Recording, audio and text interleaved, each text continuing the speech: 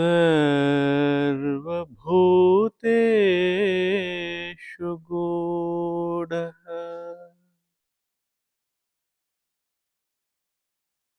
सर्वान्तर्यामी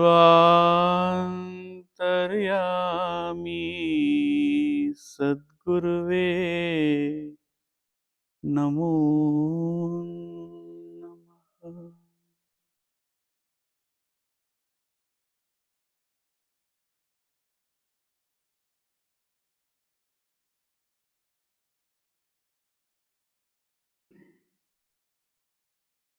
ನೆರೆದಿರೋ ಎಲ್ಲ ಆತ್ಮಬಂಧುಗಳಿಗೂ ಸ್ವಾಗತ ಹಾಗೂ ಶುಭೋದಯ.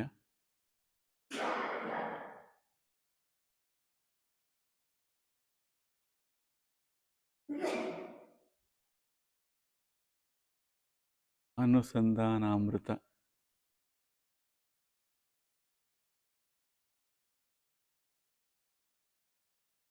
ತಂತ್ರ ಹಾಗೂ ಕ್ರಿಯಾಯೋಗದ ಮುಂದುವರೆದ ಭಾಗವಾಗಿ ಇಂದು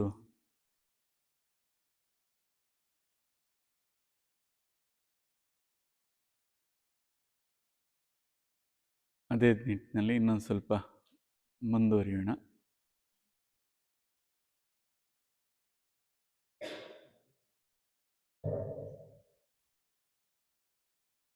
ಸರಿ,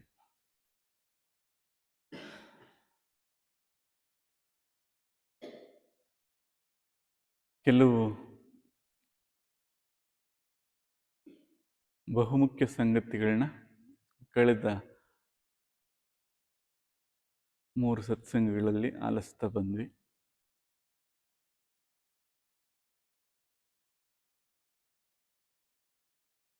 ಮೊದಲನೇದು ಸೂಕ್ಷ್ಮವಾಗಿ ಗಮನಿಸುವಂಥದ್ದು.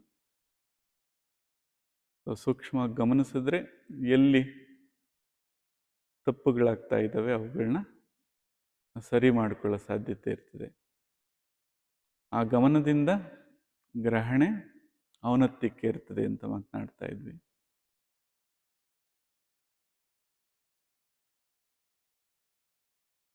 ಮತ್ತೆ ಸದಾ ಧರ್ಮಾತ್ಮರಾಗಿರ್ತಕ್ಕಂಥದ್ದು. ನಾವು ಮಾಡೋ ಕ್ರಿಯೆಗಳಲ್ಲಿ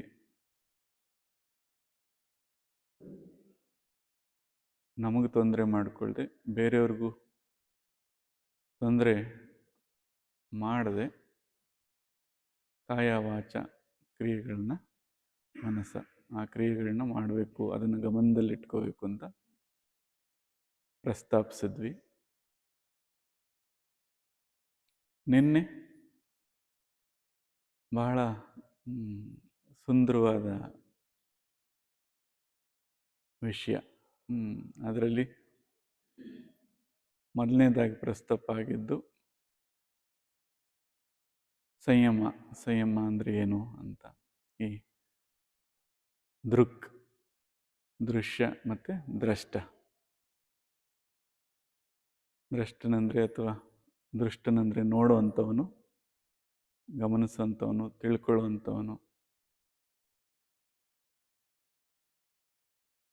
ಮತ್ತು ದೃಶ್ಯ, ಏನನ್ನು ತಿಳ್ಕೋಬೇಕು ಅಂತ ನಾವು ಬಯಸ್ತಾ ಇದ್ದೀವಿ, ಯಾವುದ್ರ ಮೂಲಕ ತಿಳ್ಕೊತೀವಿ, ಇವುಗಳ ಬಗ್ಗೆ ಸರಳವಾಗಿ ತಿಳ್ಕೊಂಡ್ವಿ. ಅದಾದಮೇಲೆ ಕ್ಷಣ ಅಂದ್ರೇನು, ಆ ವಿವೇಕದ ಒಂದು ಜಾಗೃತಿಗಾಗಿ ವಿವೇಕದಲ್ಲಿ ನೆಲೆಯಾಗಲಿಕ್ಕೆ ಏನು ಮಾಡಬೇಕು, ಆ ಕ್ಷಣದ ಪರಿಚಯ ಆಯಿತು. ಕ್ಷಣದ ಪರಿಚಯ ಆದಮೇಲೆ ಆ ಕ್ಷಣದಲ್ಲಿ ನೆಲೆಯಾಗೋದಕ್ಕೆ ಬೇಕಾದಂಥ ಇಚ್ಛಾಶಕ್ತಿ ಅಂದರೆ ಏನು, ಅದರ ಪರಿಚಯ ಆಯಿತು. ಇಚ್ಛಾಶಕ್ತಿಗೆ ಅದು ತಾನು ಯಾವ ರೀತಿ ಅಭಿವ್ಯಕ್ತವಾಗ್ತದೆ, ಪ್ರಯತ್ನ ಅನ್ನೋ ರೀತಿಯಲ್ಲಿ ಅಭಿವ್ಯಕ್ತವಾಗ್ತದೆ ಅಂತ ಆ ಪ್ರಯತ್ನನ ಗುರುತಿಸಿದ್ವಿ. ಹಾಗಾಗಿ ಈಗ ಎಲ್ಲರೂ ಆ ಪ್ರಯತ್ನವನ್ನು ಮಾಡಬೇಕು. ಕುರುವನ್ ಏವ, ಮಾಡೋದು ಮಾತ್ರನೇ ಅಂತ ಹೇಳ್ತಾರೆ. ಇನ್ನೇನು ಅದಕ್ಕೆ ಯೋಗ ಅನುಶಾಸನ ಅಂತಾರೆ. ಸುಮ್ಮನೆ ಕೇಳ್ಕೊಂಡಿರ್ಬೇಡ್ರಿ, ಏನು ಹೇಳ್ತಾರೆ, ಹೇಳಿದ್ದನ್ನು ಮಾಡ್ರಿ ಅಂತ. ಅದೇಗೆ ಇದೇಗೆ ಅದು ಕೆಲಸ ಮಾಡುತ್ತೆ, ಏನು ಮಾಡ್ಬೇಕಂತ ಇನ್ನು ಮುಂದೆ ಮಾಡ್ರಿ. ಈಗ ಮಾಡೋವಂಥ ವಿಧಾನಗಳೇನಿದೆಯಲ್ಲ, ಆ ವಿಧಾನಕ್ಕೆ ಕ್ರಿಯೆ ಅಂತ ಕರೀತಾರೆ. ಇಲ್ಲಿ ಕ್ರಿಯಾಯೋಗ ಅಂದರೆ ಮಾಡುವಂಥದ್ದು ಅಂತ. ಎರಡು, ಒಂದು ಮಾಡಿ ತಲುಪುವಂಥದ್ದು, ಇನ್ನೊಂದು ಸುಮ್ಮನಿದ್ದು ತಲುಪುವಂಥದ್ದು. ಈಗ ನಾವು ಮಂದ ಅಧಿಕಾರಿಗಳಾಗಿದ್ದರಿಂದ ಏನು ಮಾಡಬೇಕಾಗಿದೆ? ಮಾಡಬೇಕಾಗಿದೆ. ಸೊ ಅಂಥ ತೀವ್ರ ಅಧಿಕಾರಿಗಳಾಗಿದ್ರೆ ಅವರೇನು ಮಾಡೋ ಅಗತ್ಯ ಇಲ್ಲ, ಅವ್ರು ಆಲ್ರೆಡಿ ಅಲ್ಲಿದ್ದಾರೆ ಅಂತ. ಹಾಗಾದರೆ ಬೇರೆಯವ್ರು ಮಾಡಬಾರ್ದ ಅಂತ ಮಾತನಾಡಿದಕ್ಕೆ ಏನಾಯಿತು? ಯಾರು ಅಧಿಕಾರವೇ ಇಲ್ವೋ ಅವನು ಕನಿಷ್ಠ ಮಂದಾಧಿಕಾರವನ್ನು ಪಡಿತಾನೆ. ಮಂದಾಧಿಕಾರಿ ಮಾಡಿದ್ರೆ ಮಧ್ಯಮನಾಗ್ತಾನೆ, ಮಧ್ಯಮನ ಮಾಡಿದ್ರೆ ತೀವ್ರನಾಗ್ತಾನೆ. ಸೊ ತೀವ್ರನ ಅದನ್ನು ಮಾಡ್ತಾ ಹೋದರೆ ಇನ್ನಷ್ಟು ಜನರನ್ನ ಮುಕ್ತರನ್ನಾಗಿ ಮಾಡ್ತಾನೆ ಅಂತ. ಹಾಗಾದರೆ ಜ್ಞಾನಿಗಳು ಮುಕ್ತರಾಗಿದ್ದಾರೆ, ಅವ್ರು ಸುಮ್ಮನೆ ಇರ್ಬೋದಾಗಿತ್ತಲ್ಲ. ಯಾಕೆ ಮಾಡ್ತಾ ಇದ್ದಾರೆ? ಅವ್ರು ಮುಕ್ತರಾಗೋದಿಕ್ಕಲ್ಲ, ಇನ್ನು ಜೊತೆಲಿರೋರನ್ನ ಮುಕ್ತರನ್ನಾಗಿ ಮಾಡೋದಕ್ಕೆ, ಅವರನ್ನು ಜೊತೆಲಿ ಕರ್ಕೊಂಡು ಹೋಗೋದಕ್ಕೆ. ಹಾಗಾಗಿ ಆ ಸೂಕ್ಷ್ಮಗಳನ್ನ ಅರ್ತು ನಾವು ಈಗ ಕ್ರಿಯೆ ಅಂದರೆ ಮಾಡುವಂಥದ್ದು ಅಂತ. ಕ್ರಿಯಾಯೋಗ ಅಂತಂದರೆ ಮಾಡಿ ಕೂಡುವಂಥದ್ದು.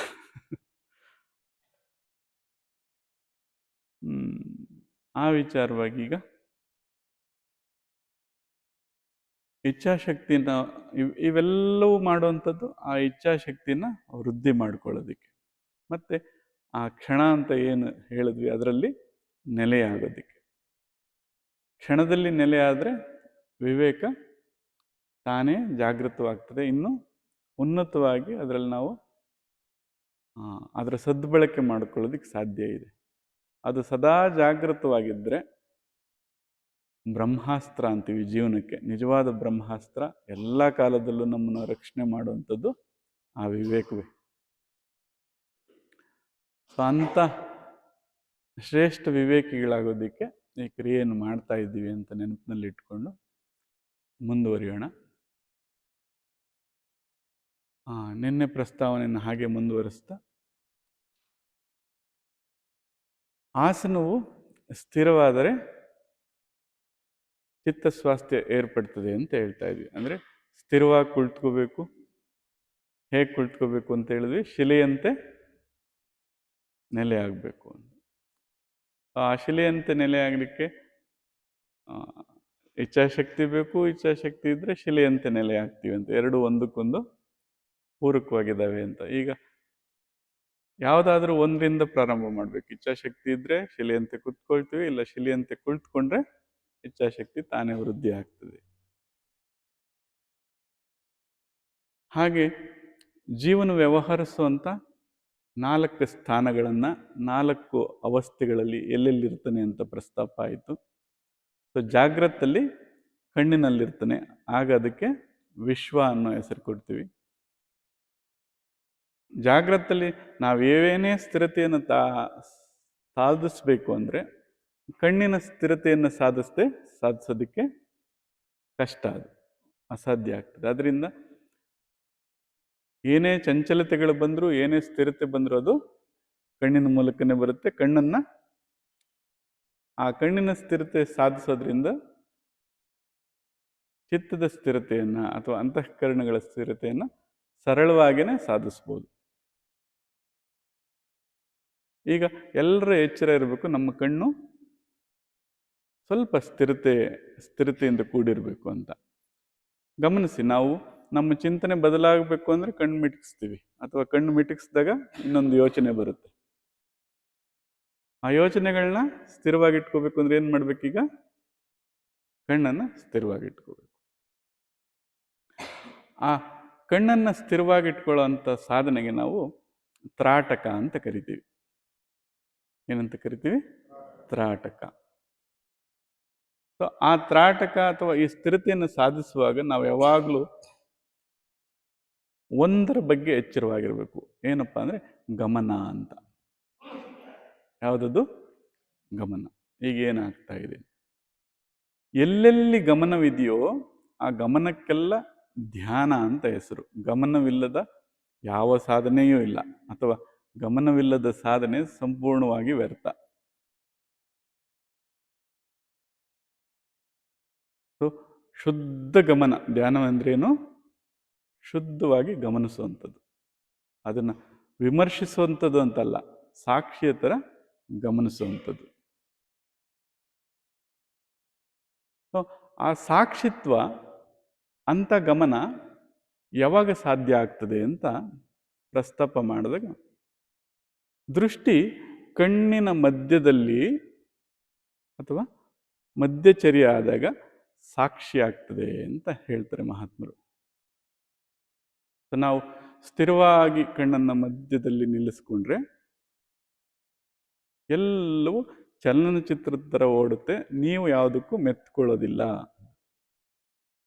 ಎರಡನ್ನು ಕಾಪಾಡಬೇಕು ಅಂತ ಹೇಳ್ತಾ ಇದ್ವಿ. ಅದನ್ನು ಒಂದು ನಾವು ಮೆತ್ಕೊಳ್ದೇ ಇರೋದು, ಇನ್ನೊಂದು ಮೆತ್ತಿಸ್ಕೊಳ್ದೇ ಇರೋದು. ಈಗ ಮೆತ್ಕೊಳ್ಳೋಕೆ ಬರೋದು ಕಾಣಿಸುತ್ತೆ, ತಾನು ಮೆತ್ಕೊಳ್ದೇ ಇರೋಂಥ ಅವಸ್ಥೆ ಕೂಡ ಕಾಣಿಸುತ್ತೆ ಪ್ರೇಕ್ಷಕನಾಗಿ.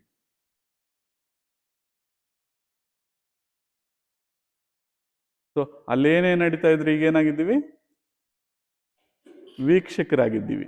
ತಾವು ನೋಡ್ತಾ ಇದ್ರೆ ಪ್ರೇಕ್ಷಕರಾಗಿರ್ತೀವಿ. ಸೊ ಈಗೆಲ್ಲ ಪ್ರೇಕ್ಷಕತೆ ಇದು. ಏನ್ ಮಾಡ್ತಾ ಇದೆ ಆ ಪ್ರೇಕ್ಷಕತೆ? ಒಳಗೆ ಬಿಟ್ಕೊಡ್ತೀವೋ ಬಿಡ್ತೀವೋ, ಯಾರಲ್ಲಿದೆ ಈಗ ಇದು ಆಯ್ಕೆ? ನೋಡೋಂಥವನಲ್ಲಿದೆ, ವೀಕ್ಷಕನಲ್ಲಿದೆ. ಈಗ ಆ ಕಣ್ಣಿನ ಸ್ಥಿರತೆಯನ್ನು ಈಗ ಯಾವಾಗೂ ಮಧ್ಯದಲ್ಲಿ ಇಟ್ಕೋಬೇಕು. ಮಧ್ಯಚರಿ ಅಂತ ಮಾತನಾಡ್ತಾ ಇದ್ವಿ. ಇನ್ನು ಉಳಿದ ಎರಡು ಚರಿ ಅಂದರೆ ತ್ರಾಟಕದ ಬಗ್ಗೆ ಮಾತನಾಡಿದ್ವಿ. ಒಂದು ಮೇಲ್ಮುಖವಾಗಿ ನೋಡುವಂಥದ್ದು, ಅದಕ್ಕೆ ಖೇಚರಿ ಅಂತ ಕರಿತೀವಿ. ಅಸಾಧ್ಯವಾದಂಥ ಚಂಚಲತೆ ಇದೆ ಅನ್ನೋರು ಖೇಚರಿನ ಸಾಧಿಸ್ಬೋದು. ಅವಾಗ ಏನಾಗುತ್ತೆ? ಪ್ರಜ್ಞೆ ತಪ್ಪಿತ್ತರ ಎಲ್ಲ ಸ್ವಾಧೀನ ಕಳ್ಕೊತವೆ ಮೇಲ್ಮುಖವಾಗಿ ನೋಡಿದ್ರೆ ಕಣ್ಣನ್ನು. ಇಲ್ಲ, ಯಾವುದೋ ಒಂದು ವಿಷಯದಲ್ಲಿ ನಾನು ಏಕಾಗ್ರನಾಗಬೇಕು ಅಂದರೆ ಭೂಚರಿ, ಮೂಗಿನ ಮೇಲೆ ಈ ದೃಷ್ಟಿಯನ್ನು ಇಟ್ಕೊಂಡ್ರೆ ಅದೇ ವಿಷಯದಲ್ಲಿ ಮಗ್ನರಾಗಿರ್ತೀವಿ. ಆದರೆ ಎಲ್ಲದಕ್ಕೂ ಸಾಕ್ಷಿಯಾಗಿರ್ಬೇಕು ಅಂದರೆ ಮಧ್ಯಚರಿ, ಈ ತ್ರಾಟಕವನ್ನು ಮಧ್ಯದಲ್ಲಿ ಇಟ್ಕೋಬೇಕಾಗುತ್ತೆ.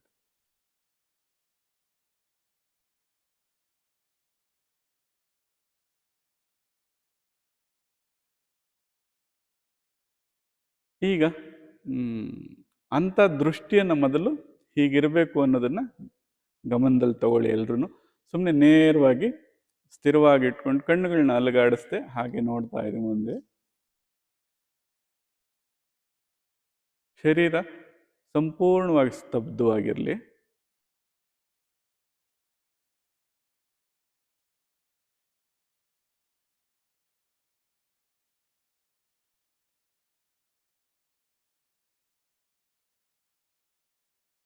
ಕಣ್ಣು ಎಷ್ಟು ಸಾಧ್ಯನೋ ಅದರ ಮಿಟುಕಿಸುವಿಕೆಯನ್ನು ಕಡಿಮೆ ಮಾಡಬೇಕು.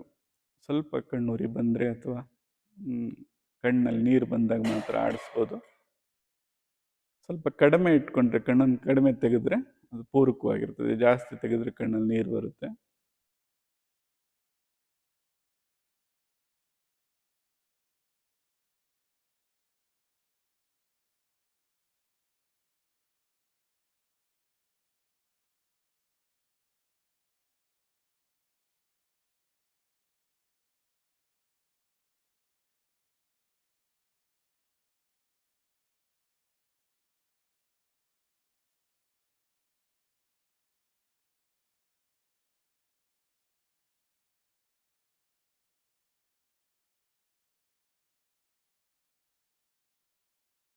ಇದು ಮಧ್ಯಚರ್ಯ ಲಕ್ಷಣ.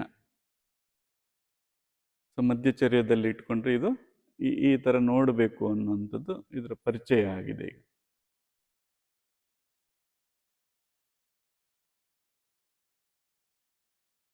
ವಿಶ್ವ ಆ ಅವಸ್ಥೆಯಲ್ಲಿ ಜೀವನ ಕಣ್ಣಲ್ಲಿ ವ್ಯವಹರಿಸ್ತಾ ಇದ್ದಾನೆ ಅಂತ ಹೇಳಿದ್ವಿ. ಈಗ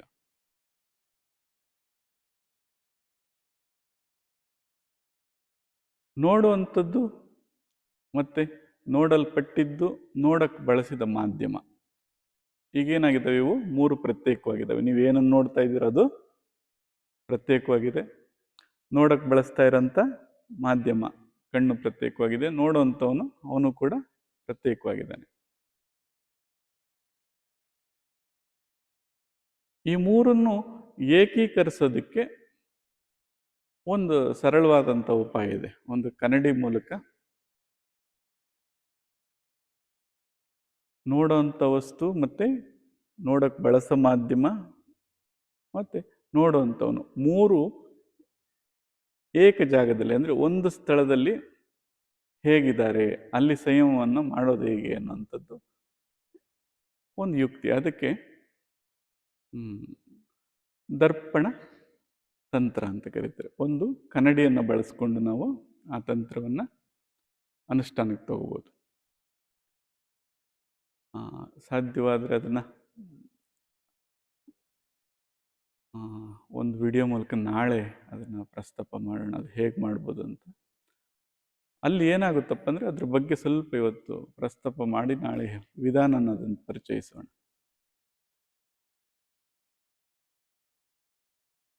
ಎದುರು ದಿಕ್ಕಿನಲ್ಲಿ ನಾವು ಕನ್ನಡಿಯನ್ನು ಇಟ್ಕೊಂಡಿರ್ತೀವಿ. ಅದರ ಹಿಂದೆ ಒಂದು ದೀಪ, ಕನ್ನಡಿಯ ಹಿಂದೆ ಅಥವಾ ಪಕ್ಕದಲ್ಲಿ ಸ್ವಲ್ಪ.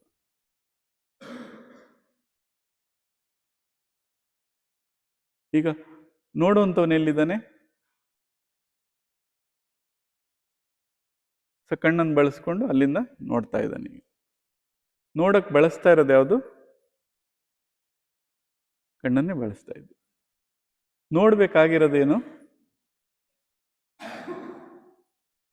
ಈಗ ಆ ನೋಡ್ಬೇಕಾಗಿರೋ ಅಂಥದ್ದನ್ನ ಧ್ಯೇಯ ಅಂದ್ರೆ ಯಾವುದು ನೋಡ್ಬೇಕು ಅಂತ ಆ ಧ್ಯೇಯವನ್ನು ಫಿಕ್ಸ್ ಮಾಡಿದ್ವಿ. ಈಗ ಆ ಬೆಳಕೇನಾಗುತ್ತೆ, ಅದು ಅಲ್ಲಿಂದ ಬಂದಿದ್ದು ಕಣ್ಣಿನ ಮೇಲೆ ಬೀಳುತ್ತೆ. ಯಾವ ಸ್ಥಳದಲ್ಲಿ? ನಿನ್ನೆ ಮಾತಾಡಿದ್ವಿ, ನೀಲ ನೀರದ ಮಧ್ಯಂ ಅಸ್ಥಿತ ಅಂತ. ಈ ಕಪ್ಪು ಇದೆ, ಸಮುದ್ರವಿದೆ, ಅದ್ರ ಮಧ್ಯದಲ್ಲಿ ಏನಿದೆ? ನೋಡುವಂಥವನಿದ್ದಾನೆ, ವಿದ್ಯುದಾಭವಿ ಭಾಸಿತಂ. ಸೊ ಮಿಂಚಿನ ತರ ಅವಿತು ನೋಡ್ತಾ ಇದ್ದಾನೆ. ಅವನ ಮೇಲೆ ಈಗೇನು ಬೀಳ್ತಾ ಇದೆ? ಆ ಬೆಳಕು ಅಲ್ಲಿಂದ ಬೀಳ್ತಾ ಇದೆ. ಈಗ ಅಲ್ಲಿ ಇರೋದನ್ನ ನೋಡ್ಬೇಕು ಅಂದ್ರೆ ಏನ್ ಮಾಡ್ಬೇಕು? ಈಗ ನಾವು ಒಂದು ದರ್ಪಣದ ಸಹಾಯ ತಗೋಬೇಕು, ಅಲ್ಲಿ ಏನ್ ನಡೀತಾ ಇದೆ ಅಂತ ನೋಡೋದಕ್ಕೆ. ಇಲ್ಲಿ ನಡೀತಾ ಇರೋದು ಏನಾಗ್ತಾ ಇದೆ? ಈಗ ಅಲ್ಲಿ ಕಾಣಿಸ್ತಾ ಇದೆ.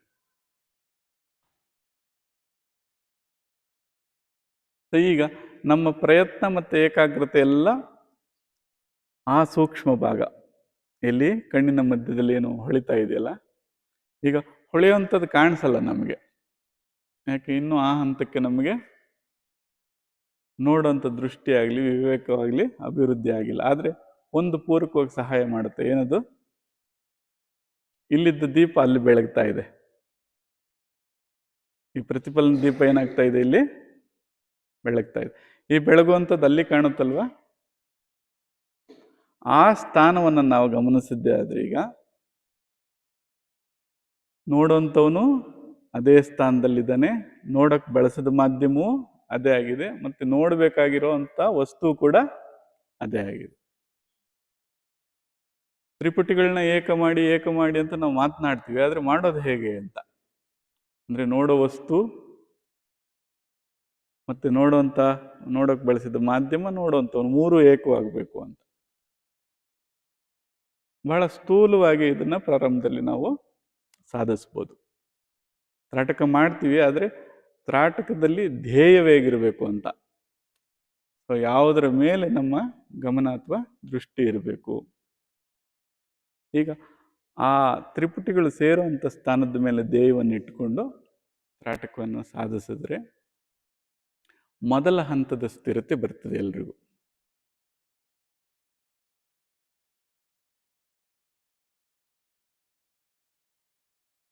ಇದಲ್ಲದೆ ಬೇರೆ ಬೇರೆ ವಸ್ತುಗಳ ಮೇಲೆ ಕೂಡ ತ್ರಾಟಕವನ್ನು ನಾವು ಸಂಯಮ ಮಾಡ್ಬೋದು. ಯಾವ ವಸ್ತುವನ್ನು ನೀವು ಸ್ಥಿರವಾಗಿ ನೋಡಲಿಕ್ಕೆ ಪ್ರಯತ್ನ ಮಾಡ್ತೀರೋ ಕಾಲಘಟ್ಟದಲ್ಲಿ ಆ ವಸ್ತುವೇ ನೋಡುವಂಥವನಾಗ್ತಾನೆ. ಅದು ಸಂಯಮ ಸಾಧಿಸೋದಕ್ಕೆ ಸಾಕ್ಷಿ. ಏನನ್ನು ನೋಡ್ತಾ ಇದ್ರಿ ಅಂದ್ರೆ ಏನಾಗಬೇಕು? ಅದೇ ತಾನಾಗಬೇಕು. ಅದು ಬಿಟ್ಟರೆ ಇನ್ನೇನು ಬೇರೆ ಕಾಣಬಾರ್ದು. ಒಂದು ಹೂವನ್ನು ನೋಡ್ತಾ ಇದ್ದೀರ ಅಂದ್ರೆ ಇಡೀ ಹೂವೇ ತಾನಾಗ್ಬೇಕು. ಇನ್ನು ಹೂ ಬಿಟ್ರೆ ಬೇರೆ ಏನು ಕಾಣಬಾರದು. ಆ ಥರ ಸಂಯಮವನ್ನ ಸಾಧಿಸಿದ್ವಿ ಅನ್ನೋದಕ್ಕೆ ಸಾಕ್ಷಿ ಅದು. ಈಗ ಬೇರೆ ಯಾರೋ ಸಾಕ್ಷಿ ಕೊಡಬೇಕಾಗಿಲ್ಲ. ಈಗ ಯಾರಿಗೆ ಗೊತ್ತಾಗುತ್ತದು? ನಮಗೆ ಅರಿವು ಬರ್ತದೆ. ಅದು ಗೊತ್ತಾಯ್ತು ಅಂದ್ರೆ ಧ್ಯೇಯವನ್ನು ಬದಲಾಯಿಸಿದ್ರೆ ಸಾಕು, ಅದರಲ್ಲೇ ನೆಲೆ ಆಗ್ತೀವಿ. ಈಗ ಆ ಹೂವನ್ನು ತೆಗೆದ್ರೆ ಆ ಜಾಗದಲ್ಲಿ ಬೇರೆ ಏನೋ ಇಡೋಣ. ಈಗ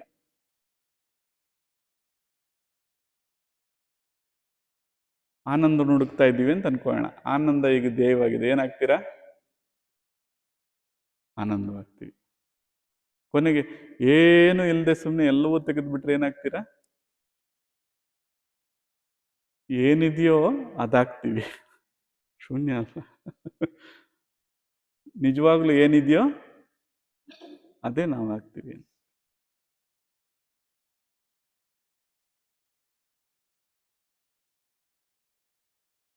ಅದಕ್ಕೆ ಸೂತ್ರದಲ್ಲಿ ಹೇಳ್ತಾರೆ, ವೃತ್ತಿ ಸಾರೂಪ್ಯಂ ಇತರತ್ರ ಅಂತ. ಒಂದು ಹಂತದ ಮೇಲೆ ನಾವು ಶಾಂತರಾದ ಮೇಲೆ ನೀವು ಏನನ್ನು ನೋಡ ಬಯಸಿದ್ದೀರೋ ಅದೇ ನೀವು ಆಗ್ತೀರಾ ಅಂತ.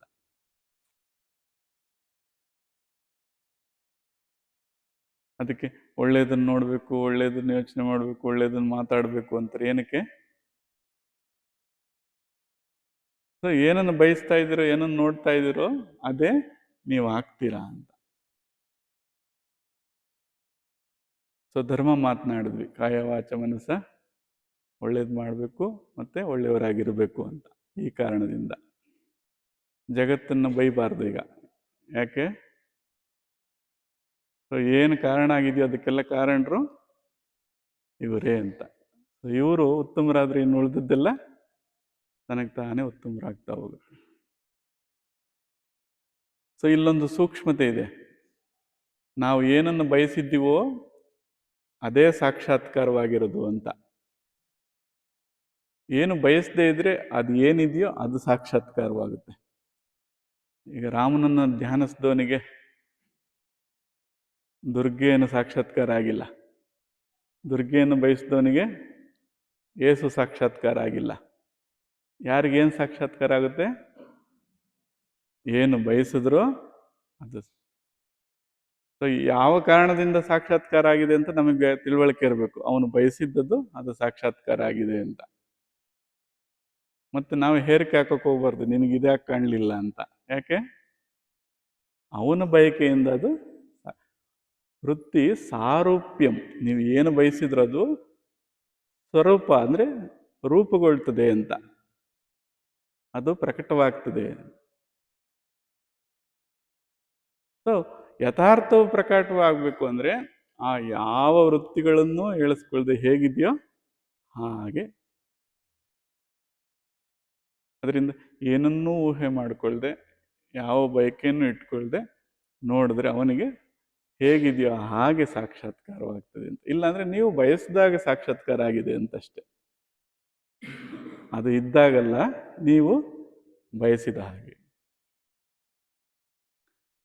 ಸೊ ಇಷ್ಟು ಸೂಕ್ಷ್ಮಗಳನ್ನ ನಾವು ಸ್ವಲ್ಪ ಗಮನದಲ್ಲಿ ಇಟ್ಟುಕೊಂಡು ತ್ರಾಟಕ ಸಾಧನೆಯನ್ನ ಅಭ್ಯಾಸದಲ್ಲಿ ಇಟ್ಕೋಬಹುದು.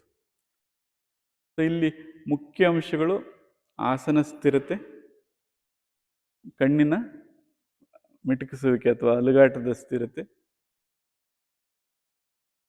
ತಮಗೆ ಗೊತ್ತಿಲ್ದಿದ್ದಂಗೆ ಈಗ ಶ್ವಾಸದ ಸ್ಥಿರತೆ ಏರ್ಪಟ್ಟಿತ್ತು. ಅದಕ್ಕೆ ಪ್ರಯತ್ನ ಮಾಡಬೇಡ್ರಿ, ಅದು ಸಹಜವಾಗೇ ಆಗಿರ್ಲಿಲ್ಲ. ಪ್ರಯತ್ನ ಮಾಡಕ್ಕೆ ಹೋದ್ರೆ ಮತ್ತೆ ಮನಬುದ್ಧಿಗಳು ಬಂದು ಚಂಚಲ ಆಗ್ತದೆ. ಅದು ಹೆಚ್ಚು ಅಂದ್ರೆ ದೀರ್ಘವಾಗಿರೋ ಕಡೆ ಗಮನ ಇರಲಿ ಅಷ್ಟೇ. ಶ್ವಾಸ ಏನಾಗಿರ್ಲಿ, ಸ್ವಲ್ಪ ದೀರ್ಘವಾಗಿರ್ಲಿ.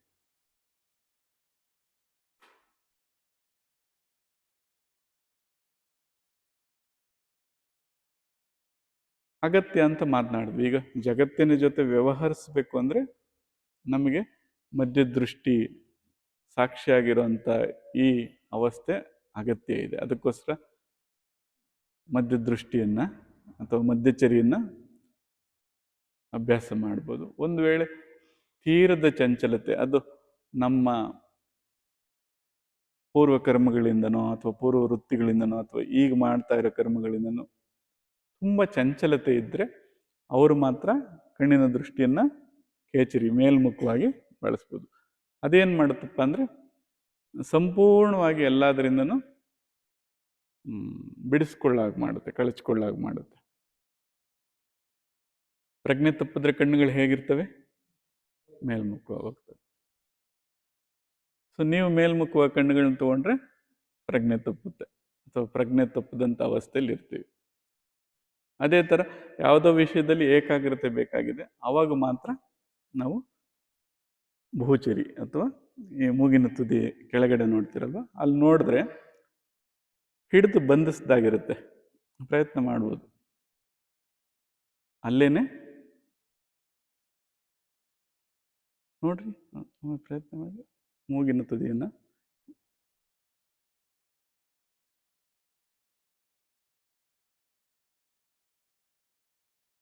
ಹೇಗಿದೆ ಈಗ? ಸೊ ಎಲ್ಲೆಲ್ಲೋ ಅರಿಯುವಂಥ ಮನಸ್ಸು ಅಲ್ಲಿ. ನಮಗೆ ಪಾಠ ಮಾಡುವಾಗ ಏನೇನೋ ಅದನ್ನು ಬಹಳ ಹೆದರಿಕೆ ಹುಟ್ಟಿಸೋ ರೀತಿಲಿ ಹೇಳ್ಬಿಟ್ಟಿರ್ತಾರೆ. ಅಂದರೆ ಅದನ್ನು ಕಟ್ಟಾಕೋದಿಕ್ಕಾಗೋದಿಲ್ಲ, ಭಾಳ ಚಂಚಲತೆ, ಹಾಗೆ ಯುಕ್ತಿಗಳು ಗೊತ್ತಾದರೆ ಬಹಳ ಸರಳ. ಆ ಯುಕ್ತಿಗಳಿಗೆ ನಾವು ತಂತ್ರ ಅಂತ ಹೆಸರಿಟ್ಟಿದ್ದೀವಿ. ಇನ್ನು ಸ್ವರದ ಬಗ್ಗೆ ಮಾತನಾಡಿದ್ವಿ. ಅಂದರೆ ಉಸಿರಾಟ ಆಡುವಂಥ ಮೂಗಿನ ಹೊಳ್ಳೆಗಳು ಸಮನಾಗಿರೋದ್ರ ಬಗ್ಗೆ,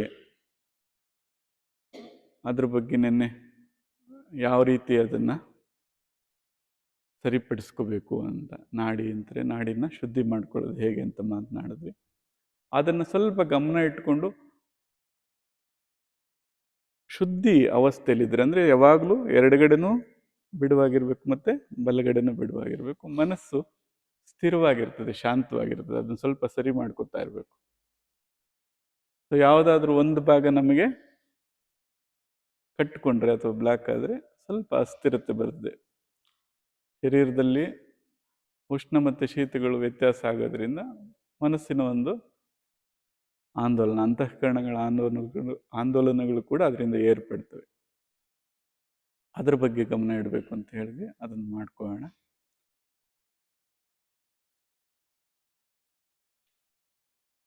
ಈಗ ಮದ್ದಿ ಅಂತ ಮಾತನಾಡ್ತಾ ಇದ್ದಾಗ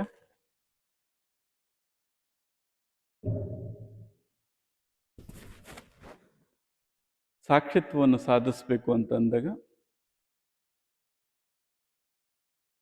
ದೃಷ್ಟಿಯನ್ನು ನೇರ ಮಾಡ್ಕೊಳ್ಳಿ.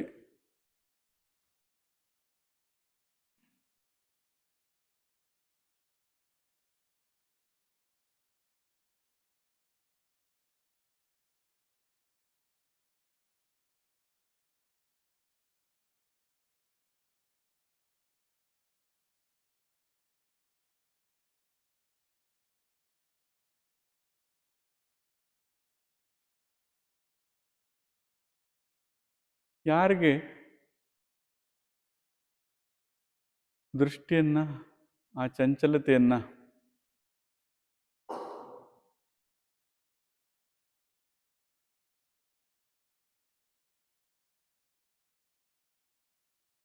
ಸ್ಥಿರ ಮಾಡ್ಕೊಳ್ಳೋದಕ್ಕೆ ಸ್ವಲ್ಪ ಕಷ್ಟ ಅನಿಸುತ್ತೋ,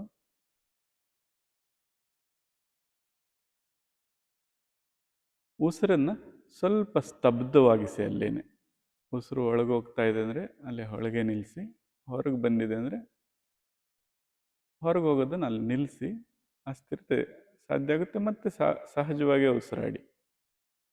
ಹೇಗಪ್ಪ ಅಂದರೆ ಈ ಸೈಕಲ್ ತುಳಿಯುವಾಗ ಬ್ಯಾಲೆನ್ಸ್ ಕಲ್ತ್ಕೊಳ್ಳೋ ಥರ ಅಷ್ಟೇ.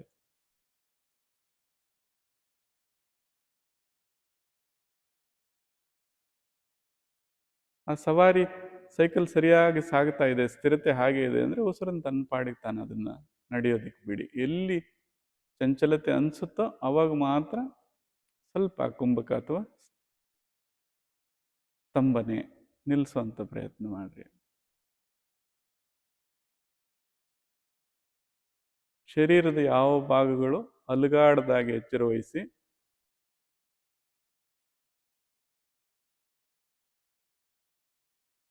ಶಿಲೆಯಷ್ಟು ಸ್ಥಿರವಾಗಿರ್ಬೇಕು ಅದು. ಕೈ ಆಡಿಸ್ಬೇಡಿ.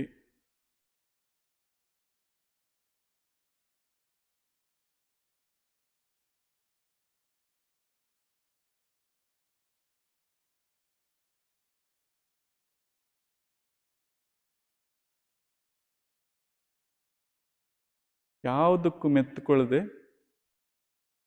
ಕೇವಲ ಸಾಕ್ಷಿಯಾಗಿ ಎಲ್ಲವನ್ನು ಹೇಗೆ ವೀಕ್ಷಣೆ ಮಾಡ್ಬೋದು ಅಂತ. ತಾನು ಮೆತ್ಕೊಳ್ದೆ ಇರ್ಬೋದು, ಯಾವುದನ್ನು ಮೆತ್ತಿಸ್ಕೊಳ್ದೆ ಇರ್ಬೋದು.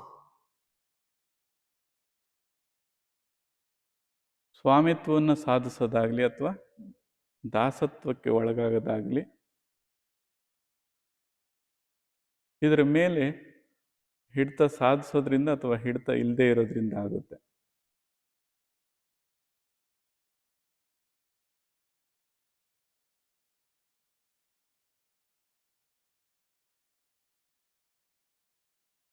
ಈಗ ಆ ನೋಡುವಂಥವನೇ ನಿಜವಾದ ದಶರಥ. ಇಲ್ಲಿ 10 100 ಯಾವ ಥರದ ರಥಗಳಾದ್ರೆ ಇವನ ಅಪ್ಪಣೆ ಕೊಟ್ರೆ ಅವು ಚಲಿಸ್ತವೆ.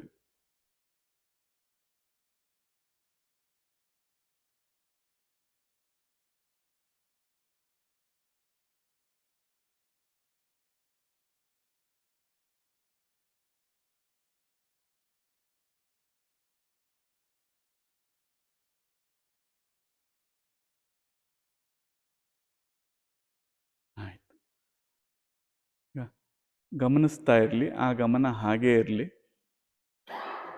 ಆ ಗಮನ ಸದಾ ಈ ಥರ ಒಂದು ಅವಸ್ಥೆ ನಮಗೂ ಸಾಧ್ಯ ಇದೆ, ನಾವು ಆಗಬಹುದು ಅನ್ನೋಂಥ ಒಂದು ಎಚ್ಚರಿಕೆಯನ್ನು ಇಟ್ಕೊಂಡ್ರೆ ಸಾಕು. ಈಗ ಗಮನಿಸುವಾಗ ಸ್ವಲ್ಪ ಚಂಚಲತೆಗಳು ಬರ್ತವೆ ಅಥವಾ ಎಲ್ಲೆಲ್ಲೋ ಕರ್ಕೊಂಡೋಗುತ್ತೆ ಅನ್ನೋಂಥ ಮನಸ್ಥಿತಿ ಇದ್ದಾಗ ಅಂಥ ಯೋಚನೆ ಮಾಡುವಂಥ ಬುದ್ಧಿ ಮತ್ತು ಮನಸ್ಸುಗಳಿಗೆ ಒಂದು ಒಳ್ಳೆಯ ಅವಸ್ಥೆ ಅಥವಾ ಒಳ್ಳೆಯ ಸ್ಥಾನವನ್ನು ಪರಿಚಯ ಮಾಡಿಸ್ಕೊಡ್ಬೇಕಾಗತ್ತೆ. ಆಗ ಆ ಸ್ಥಾನ ಪರಿಚಯ ಮಾಡಿಸೋದಕ್ಕೋಸ್ಕರ ಕ್ಷಣ ಅನ್ನುವಂಥದ್ದನ್ನು ಸರಿಯಾದ ರೀತಿಯಲ್ಲಿ ಗ್ರಹಿಸ್ಬೇಕದನ್ನು. ನಿನ್ನೆ ಮಾತನಾಡಿದಾಗೆ ಕ್ಷಣಾತ್ ತತ್ಕ್ರಮಯೋ ಸಂಯಮಾತ್ ವಿವೇಕಚಿಜ್ಞಾನಂ ಅಂತ ಮಾತನಾಡಿದ್ವಿ. ಪ್ರಾಣ ಹೋಗುವಂಥ ಅಥವಾ ಅಸ್ತಿತ್ವವೇ ಕಳೆದುಕೊಳ್ಳುವಂಥ ಒಂದು ಘಟನೆ ಘಟಿಸಿದಾಗ ಹೇಗಿರುತ್ತೆ, ಆ ಕ್ಷಣವನ್ನು ಸ್ವಲ್ಪ ಧ್ಯೇಯವಾಗಿ ಇಟ್ಕೋಬೇಕು. ಸೊ ಅದನ್ನು ಗುರಿಯಾಗಿ ಇಟ್ಕೋಬೇಕು. ಹೇಗಿರುತ್ತೆ ಅದು? ಸಂಪೂರ್ಣ ಸ್ತಬ್ಧ. ಅದನ್ನು ವಿಭಾಗಿಸ್ತಾ ಹೋದ್ರೆ ಕೊನೆಗೆ ಎಲ್ಲೋಗಿ ನಿಲ್ತೀವಿ? ಇನ್ನು ಎಲ್ಲಿ ವಿಭಾಗಿಸ್ಲಿಕ್ಕೆ ಸಾಧ್ಯ ಇಲ್ವೋ, ಇನ್ನು ಡಿವೈಡ್ ಮಾಡ್ಲಿಕ್ಕೆ ಸಾಧ್ಯನೇ ಇಲ್ಲ, ಇನ್ನು ಅದನ್ನು ಛಿದ್ರಿಸೋದಕ್ಕೆ ಸಾಧ್ಯವೇ ಇಲ್ಲ, ಆ ಸ್ಥಾನಕ್ಕೆ ನಿಂತ್ಕೊಳ್ತೀವಲ್ಲ, ಆ ಸ್ಥಾನಕ್ಕೆ ಅವರು ಕ್ಷಣ ಅಂತ ಕರಿತಾ ಇದ್ದಾರೆ. ಎಷ್ಟು ಇನ್ನು ಡಿವೈಡ್ ಮಾಡಿದ್ರೆ ಏನಿದೆ ಅದು ಮಾತ್ರ ಉಳಿದಿದೆ. ಅದನ್ನು ಸ್ಮರಣೆಯಲ್ಲಿ ಸ್ಥಿರವಾಗಿ ಇಟ್ಕೋಬೇಕು ಅಂತ ಹೇಳ್ತಾರೆ ಮೊದಲು. ಅದನ್ನು ಚಿತ್ತದಲ್ಲಿ ಅದನ್ನು ಸ್ಮರಣೆಯಲ್ಲಿ ಇಟ್ಕೊಂಡ್ರೆ ಅದು ಸಾಕಾರವಾಗ್ತದೆ. ಇಲ್ಲಾಂದರೆ ನೀವೇನು ಇಟ್ಕೋತೀರೋ ಅದು ಸಾಕಾರವಾಗ್ತದೆ.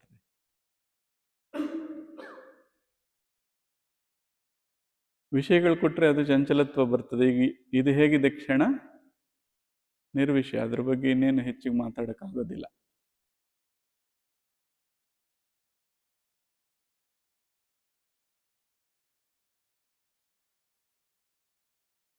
ಈಗ ಸಹಜತ್ವಕ್ಕೆ ಬರ್ತಾ ಬರ್ತಾ ಆ ಕ್ಷಣ ಈಗಲೂ ಇದೆಯಾ ನೋಡಿ? ಈಗಿದೆಯಾ? ಅದನ್ನು ಗುರುತಿಸ್ಬೇಕು. ಈಗಲೂ ಇದೆ, ಯಾವಾಗಲೂ ಇತ್ತು. ಅದರ ಮೇಲೆ ಬರುವಂಥ ಉಪಕ್ರಮಗಳು ಅದನ್ನು ಮರೆಮಾಚ್ತಾ ಇರ್ತವೆ. ನಾವು ಅಲ್ಲಿಗೆ ಸ್ವಲ್ಪ ಮತ್ತೆ ಆ ಸ್ಥಾನಕ್ಕೆ ವಾಪಸ್ ಹೋಗ್ಬೇಕಷ್ಟೆ. ಕೆಳಗೆ ಬಂದರೆ ಮತ್ತೆ ಇವೆಲ್ಲ ಇದ್ದಾವೆ. ಆ ಕ್ಷಣದಿಂದ ಸ್ವಲ್ಪ ಕೆಳಗೆ ಬಂದರೆ ಏನೇನು ಕಾಣುತ್ತೆ? ಇದೀನಿ ಅನ್ನೋ ಭಾವ ಕಾಣ್ತಾ ಇದೆಯಾ ಎಲ್ರಿಗೂ? ಆ ಇದೀನಿ ಅನ್ನೋದು ಬಂದ ತಕ್ಷಣ ಮತ್ತೆ ಇನ್ನೇನೇನೋ ಬರ್ತವೆ ಈಗ. ಸೊ ಭಯ ಆಯಿತು ಅನ್ನೋದು ಬರ್ಬೋದು, ಓ ನನಗೆ ಆನಂದ ಅನ್ನೋದು ಆಗ್ತಾ ಇದೆ ಅಂತ ಬರ್ಬೋದು. ಸೊ ಯಾವುದ್ರ ಜೊತೆ ಗುರುತಿಸ್ಕೊಳ್ತೀವೋ ಅದನ್ನು ಅನುಭವಿಸ್ತಾ ಹೋಗ್ತೀವಿ. ಅದರ ಹಿಂದೆ ಏನು ಇಲ್ಲದಂಥ ಅವಸ್ಥೆ.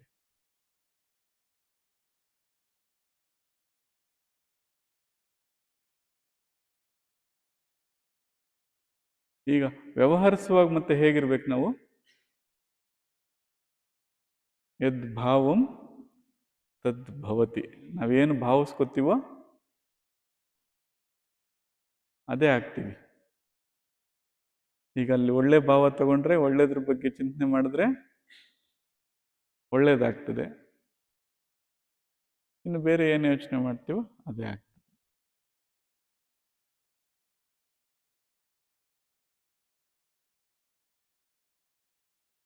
ಈ ದೃಷ್ಟಿಯನ್ನು ಸಂಬಂಧಿಸಿದಾಗೆ, ತ್ರಾಟಕಕ್ಕೆ ಸಂಬಂಧಪಟ್ಟ ಹಾಗೆ ಒಂದು 20 ನಿಮಿಷಗಳ ಸ್ಥಿರತೆಯನ್ನು ಸಾಧಿಸಿದ್ದೇ ಆದರೆ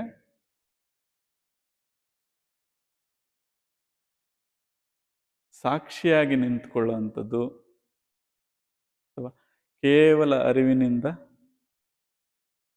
ಉಪಸ್ಥಿತರಾಗುವಂಥದ್ದು, ಕೇವಲ ಗಮನವಾಗಿ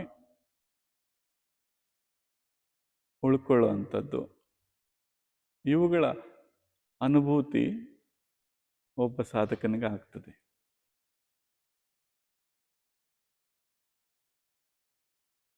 ದ್ವಂದ್ವಗಳಿಗೆ ಒಳಗಾಗದ ಯಾವುದಾದ್ರೂ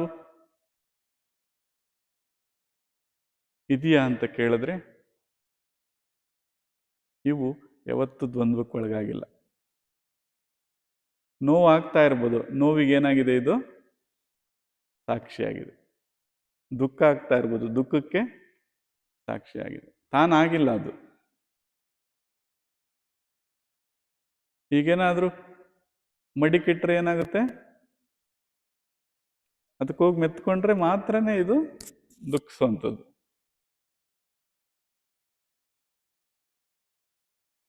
ದುಃಖ ಇರ್ಬೋದು ಮುಂದೆ, ಆದರೆ ಆಯ್ಕೆ ಯಾರ ಕೈಲಿದೆ? ನೋಡೋನ್ ಕೈಲಿದೆ. ಈಗ ಎಷ್ಟು ಜನ ನಾವು ಅದಕ್ಕಾಗಿ ದುಃಖ ಪಡ್ತೀವಿ, ನಮ್ಮ ಜೀವನ ಹೀಗಾಗೋಯ್ತು, ನಮ್ಮ ಜೀವನ ಹಾಗಾಗೋಯ್ತು ಅಂತ. ಯಾಕೆ? ಇದರ ತಿಳುವಳಿಕೆ ಇಲ್ದಿದ್ರಿಂದ. ದುಃಖ ಇರ್ಬೋದು, ದುಃಖ ಪಡ್ತೀಯೋ ಇಲ್ವೋ ಯಾರ ಕೈಲಿರುತ್ತವಾಗ ಯಾಕೆ? ಅದನ್ನು ನೋಡೋಂಥವನ ಕೈಲೇ ಇದೆ. ಹಾಗೆ ಎಲ್ಲ ದ್ವಂದ್ವಗಳು, ಪಾಪ ಪುಣ್ಯಗಳಿರ್ಬೋದು, ಸುಖ ದುಃಖಗಳಿರ್ಬೋದು, ನೋವು ನಲಿವುಗಳಿರ್ಬೋದು, ಜಗತ್ತಿನ ಎಲ್ಲ ದ್ವಂದ್ವಗಳಿಗೂ ಮೆತ್ಕೋಬೋದಾ ಅಥವಾ ಮೆತ್ಕೊಳ್ದೆ ಇರ್ಬೋದಾ ಅನ್ನೋದು ಯಾರ ಕೈಲಿದೆ? ಸಾಧನೆ ಮಾಡೋನ ಕೈಲೇ ಇದೆ, ಅವನ ಕೈಲೇ ಇದೆ. ಅದು ಯಾವ ಹಂತಕ್ಕೆ ಬಂದು ತಲುಪಬೇಕಪ್ಪ ಸಾಧನೆ ಅಂದರೆ, ತೇನ ವಿನ ತೃಣಮಪಿ ನ ಚಲತಿ ಅಂತ. ಯಾರ ಅನುಜ್ಞೆ ಇಲ್ಲದೆ? ನೋಡೋಂಥವನ ಅನುಜ್ಞೆ ಇಲ್ಲದೆ ಒಂದು ಹುಲ್ಲುಕಡ್ಡಿ ಕೂಡ ಕದಲಬಾರದು. ಕದಲಬಾರದು ಅಂದ್ರೆ ಹೇಗಿರ್ಬೇಕು? ಇವನು ಕ್ಷಣದಲ್ಲಿ ಸ್ಥಿರವಾಗಿರಬೇಕು. ಇವನು ಎಸ್ ಅಂದ್ರೆ ಕದಲ್ಬೋದು, ಇಲ್ಲ ಅಂದ್ರೆ ಕದಲಾಗಿಲ್ಲ. ಸೊ ಶ್ಲೋಕಗಳ ಪ್ರಸ್ತಾಪ ಅದು ನಮಗೆಲ್ಲ ಬಿಡು ಅಂತ ಅನ್ಕೋತೀವಿ. ಇದೆಲ್ಲ ಯಾರಿಗೀಗ? ನಮಗೆ ಹೇಳಿರೋಂಥದ್ದು. ಯಾರಿಗೆ ಹೇಳಿದೆ? ಈಗ ಆ ವೀಕ್ಷಿಸುವಂತನಿಗೆ ಹೇಳಿದೆ. ನಿನ್ನ ಅನುಜ್ಞೆ ಇಲ್ಲದೆ ಒಂದು ಹುಲ್ಲುಕಡ್ಡಿ ಕೂಡ. ಈಗ ಆ ಶ್ರದ್ಧೆ, ಆ ಗಮನವನ್ನಿಟ್ಕೊಂಡು ಯಾರೆಲ್ಲ ಕ್ರಿಯೆ ಮಾಡ್ತಾ ಇದ್ದಾರೋ ಅಥವಾ ಯಾವಾಗೆಲ್ಲ ಅವನ ಗಮನ ಆಗಿದೆಯೋ ಅವನು ಧ್ಯಾನಸ್ಥನಾಗಿದ್ದಾನೆ ಅಂತ. ಧ್ಯಾನ ಅಂದರೆ ಶುದ್ಧ ಗಮನದಲ್ಲಿದ್ದಾನೆ, ಮಾಡೋ ಅಂಥದ್ದಲ್ಲ. ಹೇಗಿದ್ದಾನೆ ಅವನು? ನೋಡೋ ಅಂಥವನಾಗಿದ್ದಾನೆ ಅಂತ. ಅಡುಗೆ ಮಾಡ್ತಾ ಇದ್ದೀರಾ, ಅದನ್ನ ನೋಡ್ತಾ ಇದ್ರೆ ಏನೀಗ ಅದು ಧ್ಯಾನವೇ. ಅಡುಗೆ ಏನಾಗುತ್ತೆ ಅವಾಗ? ಚೆನ್ನಾಗಿ ಕತ್ತರಿಸ್ತೀರಾ, ಚೆನ್ನಾಗಿ ಗಮನಿಸ್ತೀರಾ. ಸೊ ಇರೋಂಥ ಅಡುಗೆ ಅದ್ರ ಪೂರ್ಣತೆಯನ್ನು ಪಡೀತದೆ. ಹಾಗೆ ಪ್ರತಿ ಕಾರ್ಯಗಳು, ದಿನಾ ಮಾಡುವಂಥ ಕಾರ್ಯಗಳೇ ನಮ್ಮ ಸಾಧನೆಯ ಒಂದು ಅಂಗಳವಾಗಬೇಕು. ಈಗ ಏನು ಮಾಡ್ತಾ ಇದ್ರು ಅದರಲ್ಲೆಲ್ಲ ಏನಿರಬೇಕು? ಈ ರೀತಿ ಗಮನ, ಶುದ್ಧ ಗಮನ ಇರಬೇಕು. ಕೆಳಗೆ ಬಂದು ಮತ್ತೆ ಇವನು ವೀಕ್ಷಕನಾಗಿರ್ಬೇಕು ಇಲ್ಲಿಂದ. ಆದ್ರೆ ಏನ್ ಮಾಡ್ತಾನೆ ಇವನು ಆಟ ಆಡ್ಲಿಕ್ಕೆ ಬಂದ್ಬಿಡ್ತಾನೆ ಕೆಳಗಡೆ ಗ್ರೌಂಡ್ಗೆ. ಅಗತ್ಯ ಇದ್ರಷ್ಟೇ ಸಮಯೋಚಿತ ಪ್ರಜ್ಞೆ ಅಂತ ಕರೆದ್ವಿ. ಈ ಕೆಲಸ ಮುಗಿಸಿ ನಾನು ವಾಪಸ್ ಹೋಗ್ಬೇಕಪ್ಪ ಅನ್ನೋ ಪ್ರಜ್ಞೆನ ಇಟ್ಕೊಂಡಿರ್ಬೇಕು. ಸೊ ಹಿಂದೆ ಕತೆಗಳಲ್ಲಿ ಹೇಳಿದ್ದಾರೆ, ಅದು ಯಾರಿಗೂ ಹೇಳಿರೋದಲ್ಲ. ಯಾರಿಗೆ ಹೇಳಿರೋದು? ನಮಗೆ ಹೇಳಿರೋದು. ಸಾಕ್ಷಾತ್ ವಿಷ್ಣುಮೂರ್ತಿನೇ ಭೂಮಿಯನ್ನು ರಕ್ಷಿಸ್ಲಿಕ್ಕೆ ಕೆಳಗೆ ಬರ್ತಾರೆ. ಬಂದೇನ್ ಮಾಡ್ತಾರೆ? ರಕ್ಷಣೆ ಮಾಡಿ ಆಯ್ತು, ಕೆಲಸ ಮುಗೀತು ಅಂತ ಹೋಗ್ಬೇಕಲ್ಲ, ಇಲ್ಲೇ ಆಟ ಆಡ್ಕೊಂಡಿರ್ತಾರೆ, ಮುಳುಗೋಗಿರ್ತಾರೆ.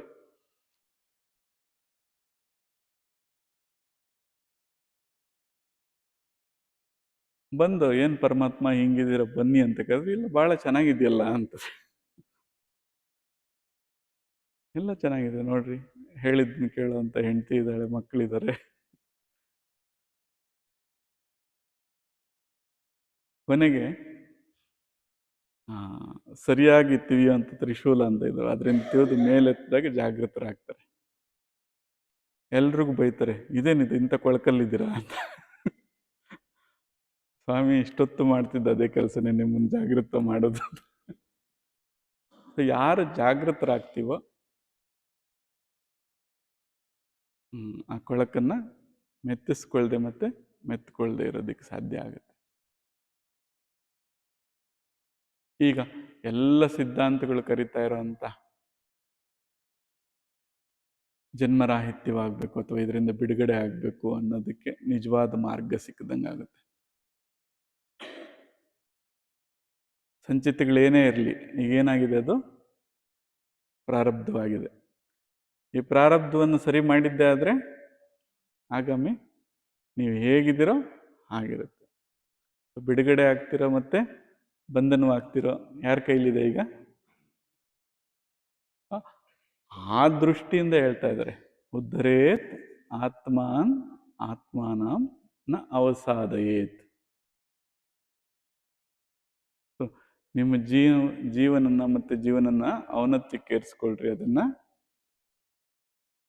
ಅವನತಿಗೆ ತಳ್ಳಬೇಡ್ರಿ. ಅದು ಯಾರ ಕೈಲಿದೆ ಅಂತ ಹೇಳ್ತಾ ಇದ್ದಾರೆ? ಈಗ ಮಾಡೋನ್ ಕೈಲಿದೆ ಅಂತ. ಏನ್ ಮಾಡ್ಬೇಕಾಗಾದ್ರೆ? ಮಾಡಬೇಕು, ಮಾಡೋದೊಂದೇ ದಾರಿ. ಕುರುವನ್ ಏವ ಇದಂ, ಇದನ್ನ ಮಾಡಲೇಬೇಕು, ಮಾಡದೆ ದಾರಿ ಇಲ್ಲ.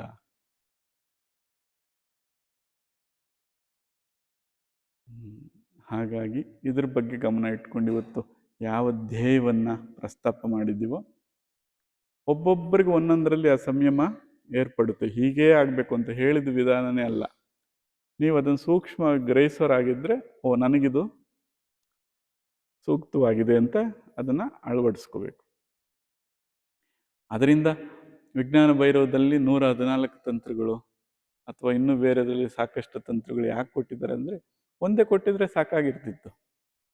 ಪ್ರತಿ ಜೀವಿಗೂ ಅವನಿರೋ ಅಂಥ ಅವಸ್ಥೆಗೆ ಬೇರೆ ಬೇರೆ ಬೇಕಾಗುತ್ತೆ, ಬೇರೆ ಬೇರೆ ರೀತಿಯಲ್ಲಿ ಬೇಕಾಗುತ್ತೆ.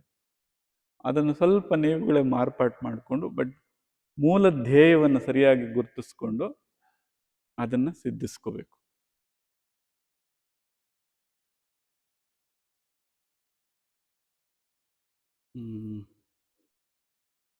ಸಾಕಷ್ಟು ಸಮಯ ಇದೆ ಇನ್ನು.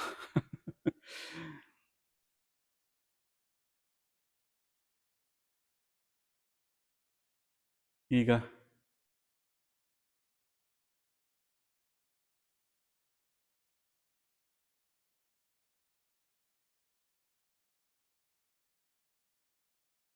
ನಿನ್ನೆ ವಿಷಯಗಳನ್ನ ಇನ್ನು ಸ್ವಲ್ಪ ಮುಂದುವರಿಸ್ಕೊಂತ ಬಂದರೆ, ಶರೀರ ಸಹಕಾರಿ ಆಗದಿದ್ದಾಗ ಸ್ವಲ್ಪ ಈ ಚಂಚಲತ್ವ ಅನ್ನುವಂಥದ್ದು ಇರ್ತದೆ. ಶರೀರದಲ್ಲಿ ಈಗ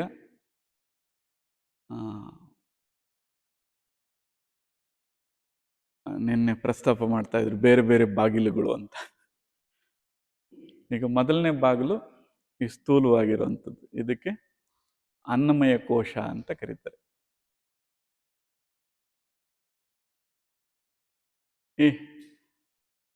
ಈ ಬಾಗಿಲಿಗೆ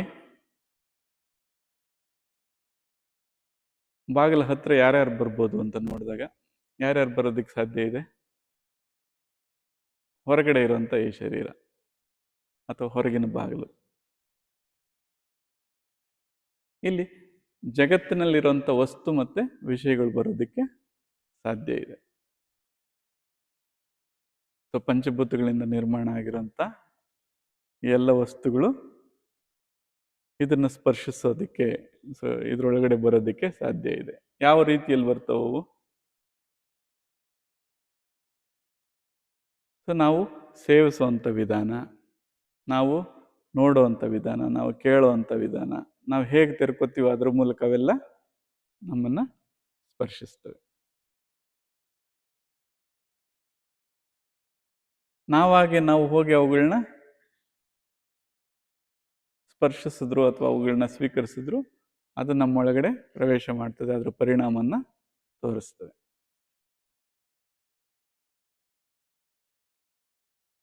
ಸೊ ನಾನು ದೊಡ್ಡ ಸಾಧಕ ಆಗಿದ್ದೀನಿ, ನನ್ನ ಮೇಲೆ ಪರಿಣಾಮ ಆಗೋದಿಲ್ಲ, ಈ ಭ್ರಮೆ ಇಲ್ಲ. ನಿಮಗೆ ಎಷ್ಟು ಸಾಮರ್ಥ್ಯ ಇದೆಯೋ ಅವಕ್ಕೂ ಅಷ್ಟೇ ಸಾಮರ್ಥ್ಯ ಇದೆ. ನಾನು ಮಹಾಯೋಗಿ, ಹೋಗಿ ಅಲ್ಲಿ ಹೈ ಟೆನ್ಷನ್ ವೈರ್ ಹಿಡ್ಕೊತೀನಿ, ನಾನೇನು ಮಾಡಲ್ಲ ಅಂದರೆ ಸೊ ಈ ಸಾಮಾನ್ಯ ತಿಳುವಳಿಕೆ ಇರಬೇಕು, ಅದ್ರ ಪರಿಣಾಮ ಅದು ತೋರಿಸುತ್ತೆ. ಅಥವಾ ನಾನು ಮಹಾಸಾಧಕ, ಯುದ್ಧ ಭೂಮಿಲಿ ಹೋಗಿ ನಿಂತ್ಕೋತೀನಿ, ಅದು ಯಾವುದೇ ಬುಲೆಟ್ ಹೋದ್ರು ಸುಮ್ಮನೆ ಹಿಂಗೆ ಈ ಕಡೆಯಿಂದ ಆ ಕಡೆಗೆ ಹೋಗ್ಬಿಡುತ್ತೆ, ಹೋಗುತ್ತೆ ಈ ಕಡೆಯಿಂದ ಆ ಕಡೆಗೆ ಅದ್ರ ಪರಿಣಾಮ ತೋರಿಸ್ಬಿಟ್ಟು ಹೋಗ್ತದೆ. ಹಾಗಾಗಿ ನನಗೆ ಇದ್ಯಾವುದು ಪರಿಣಾಮ ಬೀರಲ್ಲ ಅನ್ನೋ ಭ್ರಮೆ ಬೇಡ. ಎಂಡ ಕುಡಿದ್ರೆ ಎಂಡದ ಪರಿಣಾಮ ಆಗ್ತದೆ, ವಿಷ ಕುಡಿದ್ರೆ ವಿಷದ ಪರಿಣಾಮ ಆಗ್ತದೆ. ಅದ್ರ ಪರಿಣಾಮ ಏನು ಮಾಡ್ತದೆ ಅನ್ನೋ ಪ್ರಜ್ಞೆ ಇಟ್ಕೋಬೇಕು. ಆ ಪರಿಣಾಮದ ಪ್ರಜ್ಞೆಯಾಗಿ 3 ವಿಭಾಗ ಮಾಡಿ ಕೊಟ್ಬಿಟ್ಟಿದ್ದಾರೆ ಹಿರಿಯರು. ಏನಂತೆ? ಸಾತ್ವಿಕ, ರಾಜಸಿಕ, ತಾಮಸಿಕ ಅಂತ. ನೋಡ್ರಪ್ಪ, ಇದು ಈ ಥರದ ಆಹಾರಗಳೆಲ್ಲ ಸಾತ್ವಿಕ ಪರಿಣಾಮ ಬೀರ್ತವೆ, ಈ ಥರದ ಆಹಾರಗಳೆಲ್ಲ ರಾಜಸಿಕ ಪರಿಣಾಮ ಬೀರ್ತವೆ, ಈ ಥರದವು ತಾಮಸಿಕ. ಮತ್ತೆ ಇವುಗಳನ್ನೆಲ್ಲ ಹೇಗೆ ತಿಳ್ಕೊಳ್ಳೋದು ಅಂದ್ರೆ ಮತ್ತೆ ಇದೇ ಒಂದು 10 ದಿನ ಆಗುತ್ತೆ. ಸಾತ್ವಿಕ ಅಂದ್ರೆ ಏನು? ತಾನೇ ಹುಟ್ಟಿದ ಮಗುವಿಂದ ಒಂದು 6 ತಿಂಗಳವರೆಗೂ ಕೊಡುವಂಥ ಆಹಾರ ಏನಿದೆಯೋ ಅದು ಸಾತ್ವಿಕ. ಸಾಕು. ಏನು ಕೊಡ್ತೀರಾ ಅದಕ್ಕೆ? ಪಾನಿಪುರಿ ಕೊಡ್ತೀರಾ? ಗೋಬಿ ಮಂಚೂರಿ ಕೊಡ್ತೀರಾ?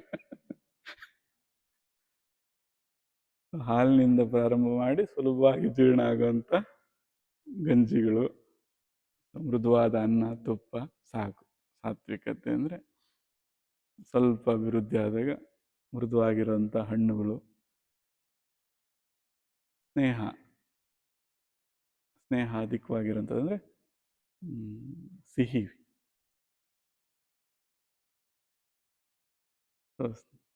ಆ ಥರದ ಪದಾರ್ಥಗಳನ್ನ ಅದಕ್ಕೆ ಕೊಡ್ತೀವಿ ಅಂತ. ಸ್ವಲ್ಪ ಅದಾದಮೇಲೆ ಯಾವ ಥರ ಆಹಾರ ಕೊಡ್ತೀರಾ? ಎಲ್ಲ ಸೇರಿಸ್ತೀರ ಅದಕ್ಕೆ. ಸ್ವಲ್ಪ ಉಪ್ಪು, ಮೃದುವಾಗಿ ಸ್ವಲ್ಪ ಖಾರ. ಒಂದು 6 ತಿಂಗಳಿಂದ 2 ವರ್ಷದ ಮಗುಗೆ ಏನೇನು ಕೊಡ್ತಾ ಬರ್ತೀರೋ ಅವು ಸ್ವಲ್ಪ ಹೆಚ್ಚು ಕಡಿಮೆ ರಾಜಸಿಕ ಅಂತ ಅನ್ಕೋಣ. ಇನ್ನು ತಾಮಸಿಕದಲ್ಲಿ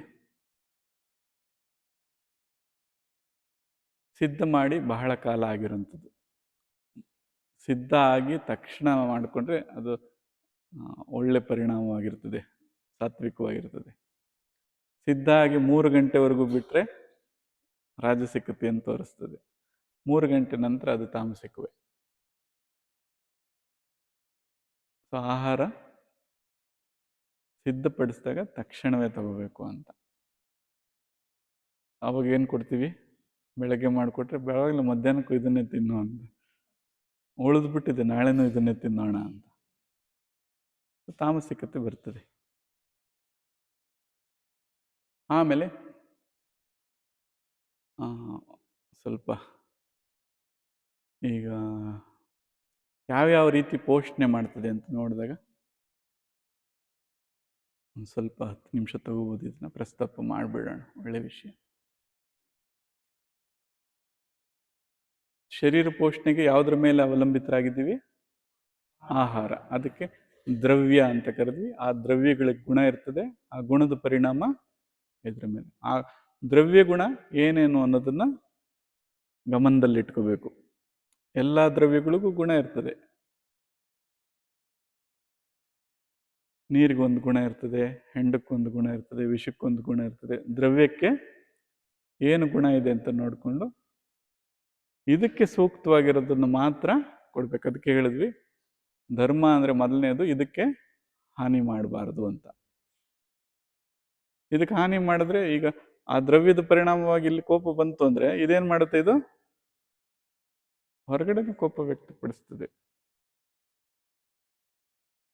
ಕೋಪ ಮಾಡ್ಕೋಬಾರ್ದು ಅಂದರೆ ಮೊದಲು ಇದಕ್ಕೆ ಹಾನಿ ಆಗೋದನ್ನು ತಪ್ಪಿಸ್ಬೇಕು. ಆ ದ್ರವ್ಯಗಳು ವಿಶೇಷವಾಗಿ ಅವುಗಳು ಇರುವಂಥ ಸ್ಥಾನ, ಅವುಗಳು ಬೆಳೆಯುವಂಥ ಒಂದು ವಾತಾವರಣ, ಮತ್ತೆ ಎಲ್ಲಿಂದ ವ್ಯವಹರಿಸಿ ಬರ್ತದೆ, ಇಷ್ಟು ಪರಿಣಾಮಗಳನ್ನ ತಗೊಂಡ್ಬರ್ತದೆ. ಸೊ ಇದ್ರ ಬಗ್ಗೆ ಸ್ವಲ್ಪ ಎಚ್ಚರ ಇರಬೇಕು. ದ್ರವ್ಯದ ಮೂಲ ಶುದ್ಧವಾಗಿರಲಿ ಅಂತ. ಇದಕ್ಕೆ ಸಣ್ಣದಾಗ ಒಂದು ಕತೆ ಹೇಳ್ಬಿಟ್ರೆ ಮೋಸ್ಟ್ಲಿ ಪೂರಕವಾಗಿರುತ್ತದೆ. ಒಬ್ಬ ಸಾಧುಗಳು ಒಬ್ಬ ಭಕ್ತನ ಮನೆಗೆ ಬರ್ತಾರೆ. ಆ ಭಕ್ತ ಪ್ರತಿದಿನ ಯಾರಾದರೂ ಒಬ್ಬರು ಸಾಧುಗಳಿಗೆ ಪ್ರಸಾದ ವಿನಿಯೋಗ ಮಾಡಿಸುವಂಥ ಕಾರ್ಯ ಮಾಡ್ತಾರೆ. ಅವತ್ತು ತುಂಬ ಮಳೆ ಇರುತ್ತೆ. ಸರಿ, ಕಟ್ಟಿಗೆಗೆ ಸ್ವಲ್ಪ ತೊಂದರೆ ಆಗುತ್ತೆ. ಬೇರೆಯವ್ರ ಮನೆಯಿಂದ ಇನ್ನು ನನ್ನ ಕೆಲಸಕ್ಕೆ ವಿಘ್ನ ಆಗುತ್ತಲ್ಲ ಅಂತೇಳಿ ಕದ್ಕೊಂಬಂದು ಅದನ್ನು ಪ್ರಸಾದ ಸ್ವೀಕರಣೆ ಮಾಡಿ ಒಬ್ಬ ಸಾಧುಗಳು ಬರ್ತಾರೆ, ಅವ್ರಿಗೆ ನೀಡಿದ್ರು ಅಂತ ಪ್ರತೀತಿ ಇದು. ಸರಿ, ಆ ಸಾಧುಗಳು ಪ್ರಸಾದ ಸ್ವೀಕರಿಸ್ತಾರೆ, ಹೊರಡ್ತಾರೆ. ಅವರು ಪರಿವ್ರಾಜಕರು ಪಾಪ. ಆ ದಿನ ಸಾಗ್ಬಿಟ್ಟಿರ್ತದೆ. ಮುಂದಿನ ದಿನ ದೈನಂದಿನ ಕೃತ್ಯಗಳನ್ನ ಮುಗಿಸ್ಕೊಂಡು ಅವ್ರ ಜೋಳಿಗೆಯಲ್ಲಿ ಕೈ ಹಾಕಿದ್ರೆ ಅಲ್ಲಿ ಒಂದು ಬೆಳ್ಳಿ ಲೋಟ ಇರುತ್ತೆ. ಅದರಲ್ಲಿ ಇದೇನಿದು ಅಂತ ನೋಡಿದ್ರೆ ಅವ್ರಿಗೆ ತಿಳಿದಾಗೇನೆ ನೀರು ಕುಡಿದ ಮೇಲೆ ಅದನ್ನ ಹಾಕೊಂಡ್ಬಂದ್ಬಿಟ್ಟಿರ್ತಾರೆ.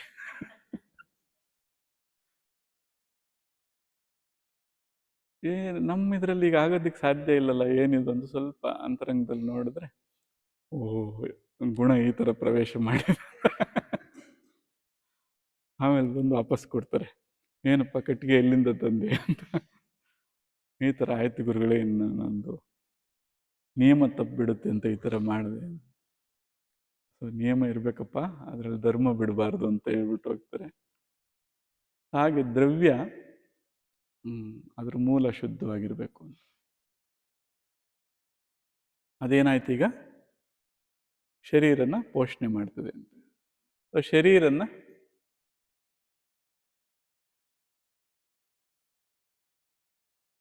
ಬೇರೆ ಬೇರೆ ಧಾತುಗಳಾಗಿ ಅದು ಪೋಷಣೆ ಮಾಡ್ತಾ ಹೋಗ್ತದೆ. ಆಯುರ್ವೇದದಲ್ಲಿ ಅವರು ರಸಧಾತು, ರಕ್ತಧಾತು, ಆಮೇಲೆ ಮಾಂಸಧಾತು, ಮೇಧವಾಗಿ, ಆಮೇಲೆ ಮಜ್ಜೆಯಾಗಿ, ಆಮೇಲೆ ಅಸ್ಥಿಯಾಗಿ,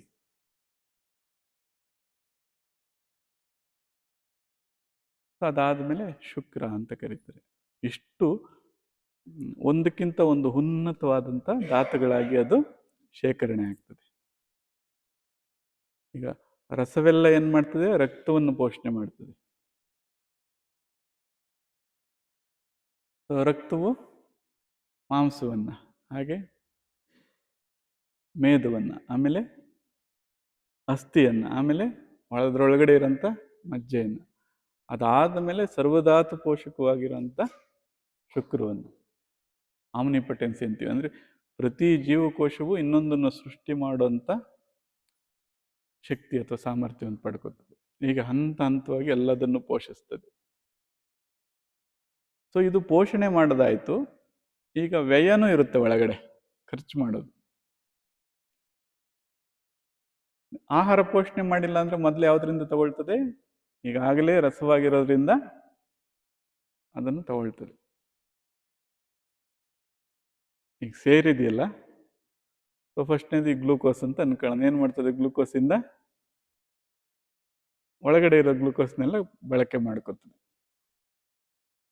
ಅಲ್ಲಿ ಖಾಲಿ ಆದರೆ ರಕ್ತದಲ್ಲಿರೋ ಗ್ಲೂಕೋಸನ್ನೆಲ್ಲ ಖಾಲಿ ಮಾಡ್ಕೊತದೆ, ಶಕ್ತಿ ಬಳಸ್ಕೊತದೆ.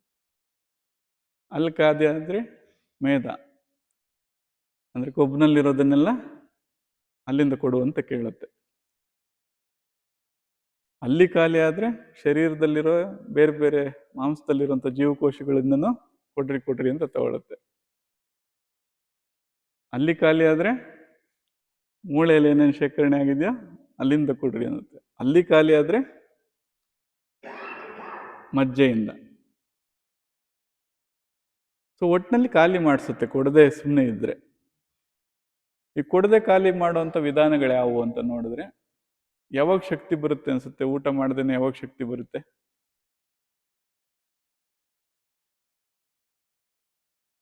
ಹೇಳ್ರಿ, ಕಾಫಿ ಕುಡ್ದ ಬರುತ್ತಾ? ಟೀ ಕುಡ್ದ ಬರುತ್ತಾ? ಅದ್ರಲ್ಲೇನು ಶಕ್ತಿ ಇಲ್ಲ, ಆದ್ರೆ ಏನನ್ಸುತ್ತೆ? ಓ, ಶಕ್ತಿ ಬಂತು ಅನ್ಸುತ್ತೆ. ಶಕ್ತಿ ಬರಲಿಲ್ಲ, ಖಾಲಿ ಮಾಡಿಸ್ತು. ಎಲ್ಲಿಂದ ಖಾಲಿ ಮಾಡಿಸ್ತು? ಈಗ ಹೇಳಿದ ಎಲ್ಲ ದಾಸ್ತಾನಿತ್ತಲ್ಲ, ಅಲ್ಲಿಂದ ಖಾಲಿ ಮಾಡ್ತು.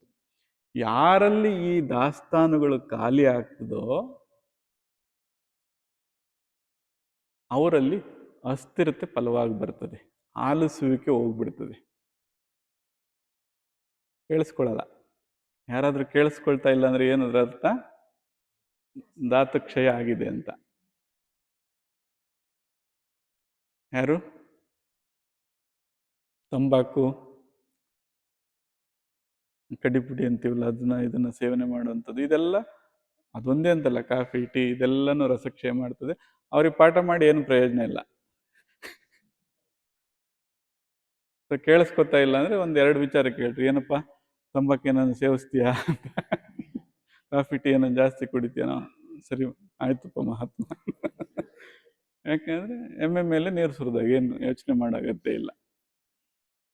ಸೊ ಕೆಲಸಕ್ಕೆ ಅವ್ರ ಹತ್ರ ಕೆಲಸ ಮಾಡಿಸ್ಕೊಳಕ್ಕಾಗಲ್ಲ, ಅವ್ರು ಬೇಕಾದ್ರೆ ಕೆಲಸ ಮಾಡ್ರಿ ಅಂತ ಹೇಳ್ತಾರೆ. ಸೊ ಹಂಗಾಗಿ ಅವರು ಸೂಪರ್ವೈಸರ್ಸ್, ಮ್ಯಾನೇಜರ್ ಆದ್ರೆ ಕೆಲಸ ಆಗ್ತದಷ್ಟೇ. ನೀವೇನ ಅವ್ರನ್ನ ಕೆಲಸಕ್ಕೆ ಇಟ್ಕೊಂಡ್ರೆ ನಿಮಗೆ ಕೆಲಸ ಕೊಡ್ತಾರೆ. ರಸಕ್ಷಯವನ್ನ ಆಗದಾಗೆ, ಅಂದ್ರೆ ಕ್ಷಮಿಸಿ, ಧಾತುಕ್ಷಯಗಳಾಗದಾಗೆ ಎಚ್ಚರಿಕೆ ವಹಿಸ್ಬೇಕು. ಯಾವುದರಿಂದ ನನಗೆ ಶಕ್ತಿ ಬಂದ್ಬಿಡ್ತು ಅಂತ ಭಾವಿಸ್ತಾ ಇದ್ದೀವೋ ಅದು ಶಕ್ತಿಯನ್ನು ನಿಜವಾಗ್ಲೂ ಖರ್ಚು ಮಾಡ್ತಾ ಇರ್ತದೆ. ಮತ್ತೆ ಇದನ್ನೆಲ್ಲ ತುಂಬುವಂಥ ಸ್ನೇಹ ಪದಾರ್ಥಗಳನ್ನ ತಗೋಬೇಕು. ಎಲ್ಲ ಧಾತುಗಳನ್ನ ವೃದ್ಧಿ ಮಾಡುವಂಥದ್ದು. ಈಗ ರಸ ಕೊರತೆ ಇದ್ರೆ ರಸವಾಗ್ತದದು, ರಕ್ತದ ಕೊರತೆ ಇದ್ರೆ ರಕ್ತಧಾತುವಾಗ್ತದೆ. ಅಂಥ ಪದಾರ್ಥಗಳು ಶುದ್ಧವಾದ ತುಪ್ಪ, ಶುದ್ಧವಾದ ಹಸುವಿನ ತುಪ್ಪ ತಗೊಂಡ್ರೆ ಅದು ಸರ್ವಧಾತುವಾಗಿ ಪರಿವರ್ತನೆ ಆಗ್ತದೆ. ಸೊ ಗುಡ್ ಫ್ಯಾಟ್ಸ್ ಅಂತ ಏನು ಕರಿತೀವಿ ಅವನ್ನೆಲ್ಲ ಸ್ವಲ್ಪ ಬಳಸಬೇಕು. ಈಗ ಕೊಬ್ಬರಿ, ನಿತ್ಯ ಆಹಾರದಲ್ಲಿ ಸ್ವಲ್ಪ ಕೊಬ್ಬರಿಯನ್ನು ಬಳಸಲೇಬೇಕು. ಯಥೇಚ್ಛವಾಗಿ ತುಪ್ಪವನ್ನು ಬಳಸಬೇಕು. ಶರೀರದ ಮೊದಲನೇ ಹಂತದ ಶರೀರವನ್ನು ಅದು ಸರಿಯಾದ ರೀತಿಯಲ್ಲಿ ಸಮತ್ವದಲ್ಲಿ ಇಡೋದ್ರಿಂದ ಸ್ಥಿರತೆ ಬರ್ತದೆ. ಇಲ್ಲಿ ಚಂಚಲತೆ ಆದರೆ ನೀವು ಮತ್ತೆ ಎರಡನೇ ಭಾಗದಲ್ಲಿ ಸ್ಥಿರತೆಯನ್ನು ನಿರೀಕ್ಷೆ ಮಾಡೋಕ್ಕಾಗಲ್ಲ. ಸೊ ಶರೀರವನ್ನು ಚೆನ್ನಾಗಿ ಇಟ್ಕೊಂಡ್ರೆ ಸಹಜವಾಗಿ ಅದು ಪೂರಕವಾಗಿರ್ತದೆ. ಅದಕ್ಕೆ ಏನು ತಿನ್ನಿಸ್ಬೇಕೋ ಅದನ್ನೇ ತಿನ್ನಿಸ್ಬೇಕು. ಮಕ್ಕಳು ಸರಿ ಹೋಗ್ಲಿಲ್ಲ ಅಂತ ತಾಯಂದ್ರೆ ದೂಷಣೆ ಮಾಡಂಗಿಲ್ಲ. ಈಗ ಯಾರ ಕೈಲಿದೆ ಇದೆಲ್ಲ? ತಾಯಂದ್ರ ಕೈಲಿದೆ. ಅದನ್ನು ಸರಿ ಮಾಡಿದ್ರೆ ಅವ್ರ ಮನಸ್ಥಿತಿ ತಾನೇ ಸರಿ ಹೋಗ್ತದೆ. ಏನನ್ನೆಲ್ಲ ಸ್ವೀಕರಿಸ್ತದೆ ದ್ರವ್ಯ ಗುಣ? ನಾವು ಅಡುಗೆ ಮಾಡುವಾಗ ನಮ್ಮ ಭಾವಗಳನ್ನ ಸ್ವೀಕರಿಸ್ತದೆ. ಸೊ ಒಳ್ಳೆ ಭಾವದಲ್ಲಿ ಅಡುಗೆ ಮಾಡಿದ್ರೆ ಒಳ್ಳೆ ರೀತಿಯಲ್ಲಿ ಅವರಿಗೆ ನಾವೇನು ಹೇಳೋದೇ ಬೇಡ, ಅವ್ರು ಒಳ್ಳೆಯವರಾಗ್ತದೆ, ಅದ್ರ ಪರಿಣಾಮ ಬರ್ತದೆ. ಸೊ ಹಾಗಾಗಿ ನಿತ್ಯ ಯಜ್ಞ ಅದು. ನಾವು ಅಲ್ಲಿ ಹೋಮ ಮಾಡಕ್ ಹೋದ್ವಿ, ಇಲ್ಲಿ ಯಜ್ಞ ಮಾಡಿದ್ವಿ ಅನ್ನೋದಕ್ಕಿಂತ ಅಡುಗೆ ಮನೆ ಗ್ಯಾಸ್ ಸ್ಟವೇ ನಮಗೆ ಏನಂತಿರೋದು, ಯಜ್ಞಕುಂಡ, ನಿಜವಾದ ಯಜ್ಞಕುಂಡ. ನಗು ಅಲ್ಲ, ನಿಜವಾಗ್ಲು. ನಮ್ಮ ಚಿಕ್ಕಂದಿನ ಒಂದು ಘಟನೆ ಹೇಳಬೇಕು ನಿಮಗೆ. ಊರಲ್ಲಿ ಒಬ್ರು ಹಿರಿಯರಿದ್ರು. ಒಂದಿನ ಸ್ವಲ್ಪ ಆರೋಗ್ಯ ಅಸ್ತವ್ಯಸ್ತವಾಗಿತ್ತು. ಎಷ್ಟು ಒಳ್ಳೆ ಯುಕ್ತಿ ಹೇಳ್ಕೊಟ್ರು ಅಂದ್ರೆ ಅವರು ಹೇಳಿದ್ರು, ಹೋಗ್ಬಿಟ್ಟು ಅಡುಗೆ ಮಾಡೋ ಒಲೆ ಇದೆಯಲ್ಲ, ಅಗ್ನಿದೇವ ಈ ಬಾಧೆಯನ್ನು ನಿವಾರಿಸು ಅಂತ ಕೇಳ್ಕೊ, ಹೋಗ್ಬಿಡುತ್ತೆ ಅಂದ್ರು. ಅದೊಂದು ದೇವರು ದೈವಿಕತೆಯಿಂದ ನಿತ್ಯ ಶಕ್ತಿಯಾಗಿ ನಮ್ಮ ಮನೇಲಿ ನೆಲೆಯಾಗಿದೆ ಅನ್ನೋ ಪ್ರಜ್ಞೆ ಅಂದಿನವರೆಗೂ ಇಲ್ಲ. ಅದು ಬಹಳ ಬಾಲ್ಯ. ಅದು ಹೋಗಿ ಕೇಳ್ಕೊಂಡ ತಕ್ಷಣ ಸಮಸ್ಯೆ ಹಂಗೆ ಪರಿಹಾರ ಆಯ್ತದ. ಈಗ ನಾವು ಯಜ್ಞ ಮಾಡೋದಕ್ಕೆ ಯಜ್ಞಕುಂಡವನ್ನು ಎಲ್ಲೆಲ್ಲೋ ಹುಡ್ಕೊಂಡು ಹೋಗ್ತೀವಿ, ನಿಜವಾಗ್ಲೂ ಎಲ್ಲಿದೆ? ಅಷ್ಟು ಶ್ರದ್ಧೆಯಿಂದ ಅದನ್ನು ನೋಡೋದಾದ್ರೆ ನಿತ್ಯ ಯಜ್ಞ, ಮನೆಯಲ್ಲೇ ನಿತ್ಯ ಯಜ್ಞ. ಆ ಭಾವ ಅದ್ರ ಜೊತೆಲಿ ಆಗಿ ಜೋಡಿಸ್ಕೋಬೇಕು. ಒಂದು ಹಂತದ ಮೊದಲನೇ ಡೋರಿಗೆ ಇದೆಲ್ಲ ಅಗತ್ಯ ಇದೆ ಅನ್ನಮಯ ಶರೀರಕ್ಕೆ. ಅನ್ನಮಯ ಶರೀರ ಚೆನ್ನಾಗಿದ್ರೆ ಇನ್ನು ಎರಡನೇ ಕೋಶ ಪ್ರಾಣಮಯ. ಇಲ್ಲಿ ವೈದ್ಯಕೀಯವಾಗಿ ಅರ್ಥ ಮಾಡ್ಕೋಬೇಕು ಅಂದರೆ ಪ್ರಾಣಮಯ ಶರೀರ ಅಂದರೆ ನರ್ವಸ್ ಸಿಸ್ಟಮ್ ಅಂತ. ನರವ್ಯೂಹದಿಂದ ನಿರ್ಮಾಣ ಆಗಿರೋಂಥ ವ್ಯವಸ್ಥೆ ಅನ್ನೋದು, ಅದಕ್ಕೆ ಪ್ರಾಣಮಯ ಕೋಶ ಅಂತ ಕರಿತೀವಿ. ಸೊ ಆ ಪ್ರಾಣವನ್ನು ಯಾವ ರೀತಿ ಅದು ಒಳಗಡೆ ಬರ್ತಾ ಇದೆ ಅಂತ ಹೇಳಿದ್ರೆ, ಯಾವುದ್ರ ಮೂಲಕ ಹೋಗ್ತಾ ಇದೆ? ಉಸಿರಾಟದ ಮೂಲಕ. ಅದರಿಂದ ಬರೀ ವಾಯು ಅನ್ನಲ್ಲ, ಏನಂತಾರೆ ಅದನ್ನು? ಪ್ರಾಣವಾಯು ಅಂತ ಕರಿತಾರೆ. ಪ್ರಾಣನ ತಗೊಂಬರ್ತಾ ಇದೆ. ಆ ತಗೊಂಬಂದು ಪ್ರಾಣನ ಬೇರೆ ಬೇರೆ ರೂಪದಲ್ಲಿ ಎಲ್ಲ ಕಡೆಗೂ ನರವ್ಯೂಹದ ಮೂಲಕ ಕರ್ಕೊಂಡೋಗಿ ಬಿಡ್ತಾ ಇದೆ. ಈಗ ಅನ್ನಮಯವಾಗಿರೋಂಥ ಈಗೇನೇನು ಮಾತಾಡಿದ್ವಿ, ಇಷ್ಟು ಧಾತುಗಳನ್ನ ಏನು ಮಾಡುತ್ತದು? ಬೇರೆ ಬೇರೆ ಕಡೆಗೆ ತಲುಪಿಸುತ್ತೆ ಕರ್ಕೊಂಡೋಗಿ.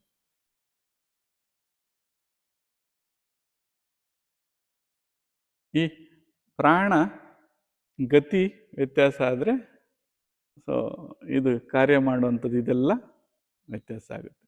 ಪ್ರಾಣದ ಗತಿ ವ್ಯತ್ಯಾಸ ಆಗಿದೆ ಅನ್ನೋದಕ್ಕೆ ಸಾಕ್ಷಿ ಏನು ನಮಗೆ? ಮೂಗಿನ ಹೊಳ್ಳೆಗಳು ಒಂದು ಕಡೆ ಎಲ್ಲನ ಕಟ್ಕೊಂಡಿದೆ ಅಂದರೆ ಅದು ಪ್ರಾಣದ ಗತಿ ಅಥವಾ ಪ್ರಾಣ ಸಂಚಾರ ಒಂದು ಕಡೆ ಎಲ್ಲೋ ಎಡವಟ್ಟಾಗ್ತಾ ಇದೆ, ತೊಂದರೆ ಆಗ್ತಾ ಇದೆ ಅನ್ನೋದನ್ನು ಸೂಚಿಸ್ತದೆ. ಇದನ್ನು ಸರಿ ಮಾಡ್ಕೊಳ್ಳೋದ್ರ ಮೂಲಕ ಪ್ರಾಣಮಯ ಕೋಶನ ಚೆನ್ನಾಗಿಟ್ಕೋಬೋದು. ಇನ್ನು ಸ್ವಲ್ಪ ಅದಕ್ಕೆ ವೇಗವನ್ನು ಕೊಡೋದಕ್ಕೆ ಅಥವಾ ಅದನ್ನು ಪ್ರಬಲ ಮಾಡೋದಕ್ಕೆ ಪ್ರಾಣಾಯಾಮ ಅಂತ ಇದೆ. ಸೊ ಪ್ರಾಣಾಯಾಮವನ್ನು ಮಾಡಿದ್ರೆ ಈ ಪ್ರಾಣಮಯ ಕೋಶ ಚೆನ್ನಾಗಿರುತ್ತೆ. ಆದರೆ ಪ್ರಾಣಾಯಾಮ ಮಾಡಬೇಕಾದ್ರೆ ಒಂದು ಸ್ವಲ್ಪ ಎಚ್ಚರಿಕೆ ಇರಬೇಕು. ಏನಪ್ಪ ಅಂದರೆ, ಮೊದಲನೇದಾಗಿ ಶರೀರದಲ್ಲಿ ಸ್ಥಿರತೆ ಇರಬೇಕು. ಶರೀರದಲ್ಲಿ ಅಸ್ಥಿರತೆಗಳಿದ್ರೆ ಆ ಅಸ್ಥಿರತೆಗಳೇ ವಿಸ್ತಾರವಾಗ್ತವೆ. ಮನಸ್ಸಿನಲ್ಲಿ ಸ್ಥಿರತೆ ಇರಬೇಕು. ಮನಸ್ಸಿನಲ್ಲಿ ಸ್ಥಿರತೆ ಇಲ್ಲದೆ ಅವೇ ಸ್ಥಿರವಾಗ್ತವೆ. ಅಂದರೆ ಆರೋಗ್ಯ ಕೆಟ್ಟಿದ್ರೆ ಇನ್ನಷ್ಟು ಕೆಡ್ತದೆ, ಮನಸ್ಥಿತಿ ಕೆಟ್ಟಿದ್ರೆ ಇನ್ನಷ್ಟು ಕೆಡ್ತದೆ. ಹಾಗಾಗಿ ಅದು ಪ್ರಾರಂಭ ಆಗೋದಕ್ಕಿಂತ ಮುಂಚೆ ಸ್ವಲ್ಪ ಇದರ ಸ್ಥಿರತೆಯನ್ನು ಗಮನಿಸ್ಕೊಂಡು ಅದನ್ನು ಒಂದು ಸ್ಥಿತಿಗೆ ತರಬೇಕು. ಶರೀರದಲ್ಲಿ ಅಸ್ಥಿರತೆ ಮಲಗಳಿಂದ ಉತ್ಪತ್ತಿ ಆಗ್ತದೆ. ಸೊ ಮಲಗಳು ಸರಿಯಾಗಿ ವಿಸರ್ಜಿಸಿರ್ಬೇಕು. ಅಂದರೆ ಯಾವ್ಯಾವ ರೀತಿ ವಿಸರ್ಜನೆಗೊಳಪಡ್ತದೆ? ಸೊ ಮೂತ್ರವಾಗಿ ವಿಸರ್ಜನೆ ಆಗ್ತದೆ, ಮಲವಾಗಿ ವಿಸರ್ಜನೆ ಆಗ್ತದೆ, ಆಮೇಲೆ ಬೆವರಾಗಿ ವಿಸರ್ಜನೆ ಆಗ್ತದೆ. ಈ ರೀತಿ ವಿಸರ್ಜನೆ ಆಗೋದನ್ನ ಪ್ರತಿಯೊಬ್ಬರು ಖಾತ್ರಿ ಮಾಡ್ಕೋಬೇಕು. ಈಗ ಬೆವರಾಗಿ ವಿಸರ್ಜನೆ ಆಗೋದಕ್ಕೆ ಏನು ಮಾಡಬೇಕು? ಕೆಲಸ ಮಾಡ್ಬೇಕು, ಕ್ರಿಯಾಶೀಲರಾಗಿರ್ಬೇಕು. ಯಾರ್ಯಾರಿಗೆ ಎಷ್ಟೆಷ್ಟು ಸಾಧ್ಯನೋ ಅದು ಎಷ್ಟು ಮಾಡಬೇಕು ಅಂತಲೇ ಹೇಳ್ತಾರೆ. ಬೆವರು ಬರೋವರೆಗೂ ಅಷ್ಟೇ ಅಂತ. ಬೆವರು ಬಂದ ತಕ್ಷಣ ಆ ಕ್ರಿಯೆಯನ್ನ ಸ್ವಲ್ಪ ನಿಲ್ಲಿಸ್ಬೇಕು, ನಿಧಾನಿಸ್ಬೇಕು. ಮಾಡಬೇಕು ಅಂತೇಳಿ ಸುರಿಯೋವಾಗಿ ಮಾಡೋದಲ್ಲ. ಎಲ್ಲಿಗೆ ನಿಲ್ಲಿಸ್ಬೇಕು? ಆ ಬೆವರು ಬರೋಷ್ಟೊತ್ತಿಗೆ ನಿಲ್ಲಿಸ್ಬೇಕು. ಹಾಗೆ ಬೆಳಗ್ಗೆ ಎದ್ದ ತಕ್ಷಣ ಪ್ರಥಮವಾಗಿ ಮಾಡಬೇಕಾಗಿರೋದು ಮಲಮೂತ್ರಗಳನ್ನ ವಿಸರ್ಜನೆ ಮಾಡಬೇಕು. ಇಲ್ಲ ಅಂದರೆ ಅದರಲ್ಲಿರುವಂಥ ಅಜೀರ್ಣದ ಮಲ ಇರ್ಬೋದು, ಅಥವಾ ಅಲ್ಲಿ ಉತ್ಪತ್ತಿ ಅಂತ ಮಲ ಸರ್ವ ದಿಕ್ಕಿನಲ್ಲೂ, ಪ್ರಾಣ ಎಲ್ಲೆಲ್ಲಿಗೆ ಹೋಗುತ್ತೆ ಈಗ ಅದು ಎಲ್ಲ ಕಡೆಗೂ ತಗೊಂಡೋಗ್ಬಿಡುತ್ತೆ ಆ ವಿಷನ.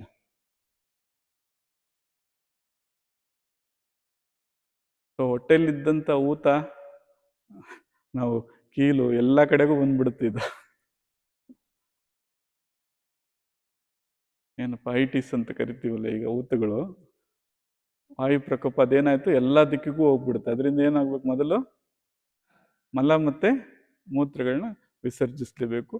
ಆ ವಿಸರ್ಜನೆ ಆಗ್ಲಿಲ್ಲ ಅಂದ್ರೆ ವಿಸರ್ಜನೆ ಆಗೋದಕ್ಕೆ ಪೂರಕವಾಗಿ, ಅಂದ್ರೆ ಅಜೀರ್ಣದಿಂದ ಆಗಿರ್ಬೇಕು, ಜೀರ್ಣತೆಯನ್ನು ಸರಿ ಮಾಡ್ಕೋಬೇಕು, ಅಥವಾ ಬದ್ಧತೆ ಇದ್ರೆ ಅದನ್ನ ನಿವಾರಿಸ್ಕೋಬೇಕು.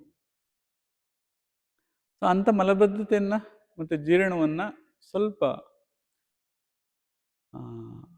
ಪೂರಕವಾಗಿ ಸಹಾಯ ಮಾಡುವಂಥದ್ದು, ರಾತ್ರಿ ಮಲಗುವ ಮುಂಚೆ ಒಂದು 1/4 ಸ್ಪೂನಷ್ಟು ಜೀರಿಗೆಯನ್ನು ಕಷಾಯ ಚೆನ್ನಾಗಿ ಕುದಿಸ್ಬೇಕು. ಕಷಾಯ ಅಂದರೆ ನೀರಿನ ಪ್ರಮಾಣನ ಅರ್ಧಕ್ಕೆ ಕುದಿಸಿದ್ರೆ ಅದಕ್ಕೆ ಕಷಾಯ ಅಂತ ಕರಿತೀವಿ. ಭಾಳ ಸರಳವಾಗಿ ಅರ್ಥ ಮಾಡ್ಕೊಳ್ತೀನಿ. ಏನು ಪ್ರಮಾಣ ಇದೆ ಅದೇನಾಗಬೇಕು? ಅರ್ಧಕ್ಕೆ ಬರಬೇಕು. 1 ಗ್ಲಾಸ್ ಇಟ್ಟಿದ್ರೆ ಅರ್ಧ ಗ್ಲಾಸ್ ಆಗುತ್ತೆ.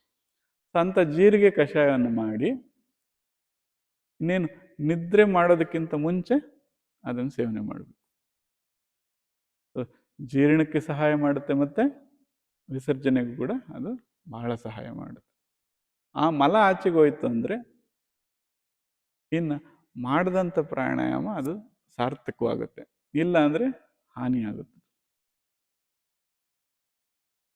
ಸೊ ಯಾರೇ ಪ್ರಾಣಾಯಾಮವನ್ನು ಮಾಡೋರಿರಲಿ, ಮೊದಲು ಏನು ಮಾಡಬೇಕು? ಶರೀರವನ್ನು ಶುದ್ಧಿ ಮಾಡ್ಕೋಬೇಕು.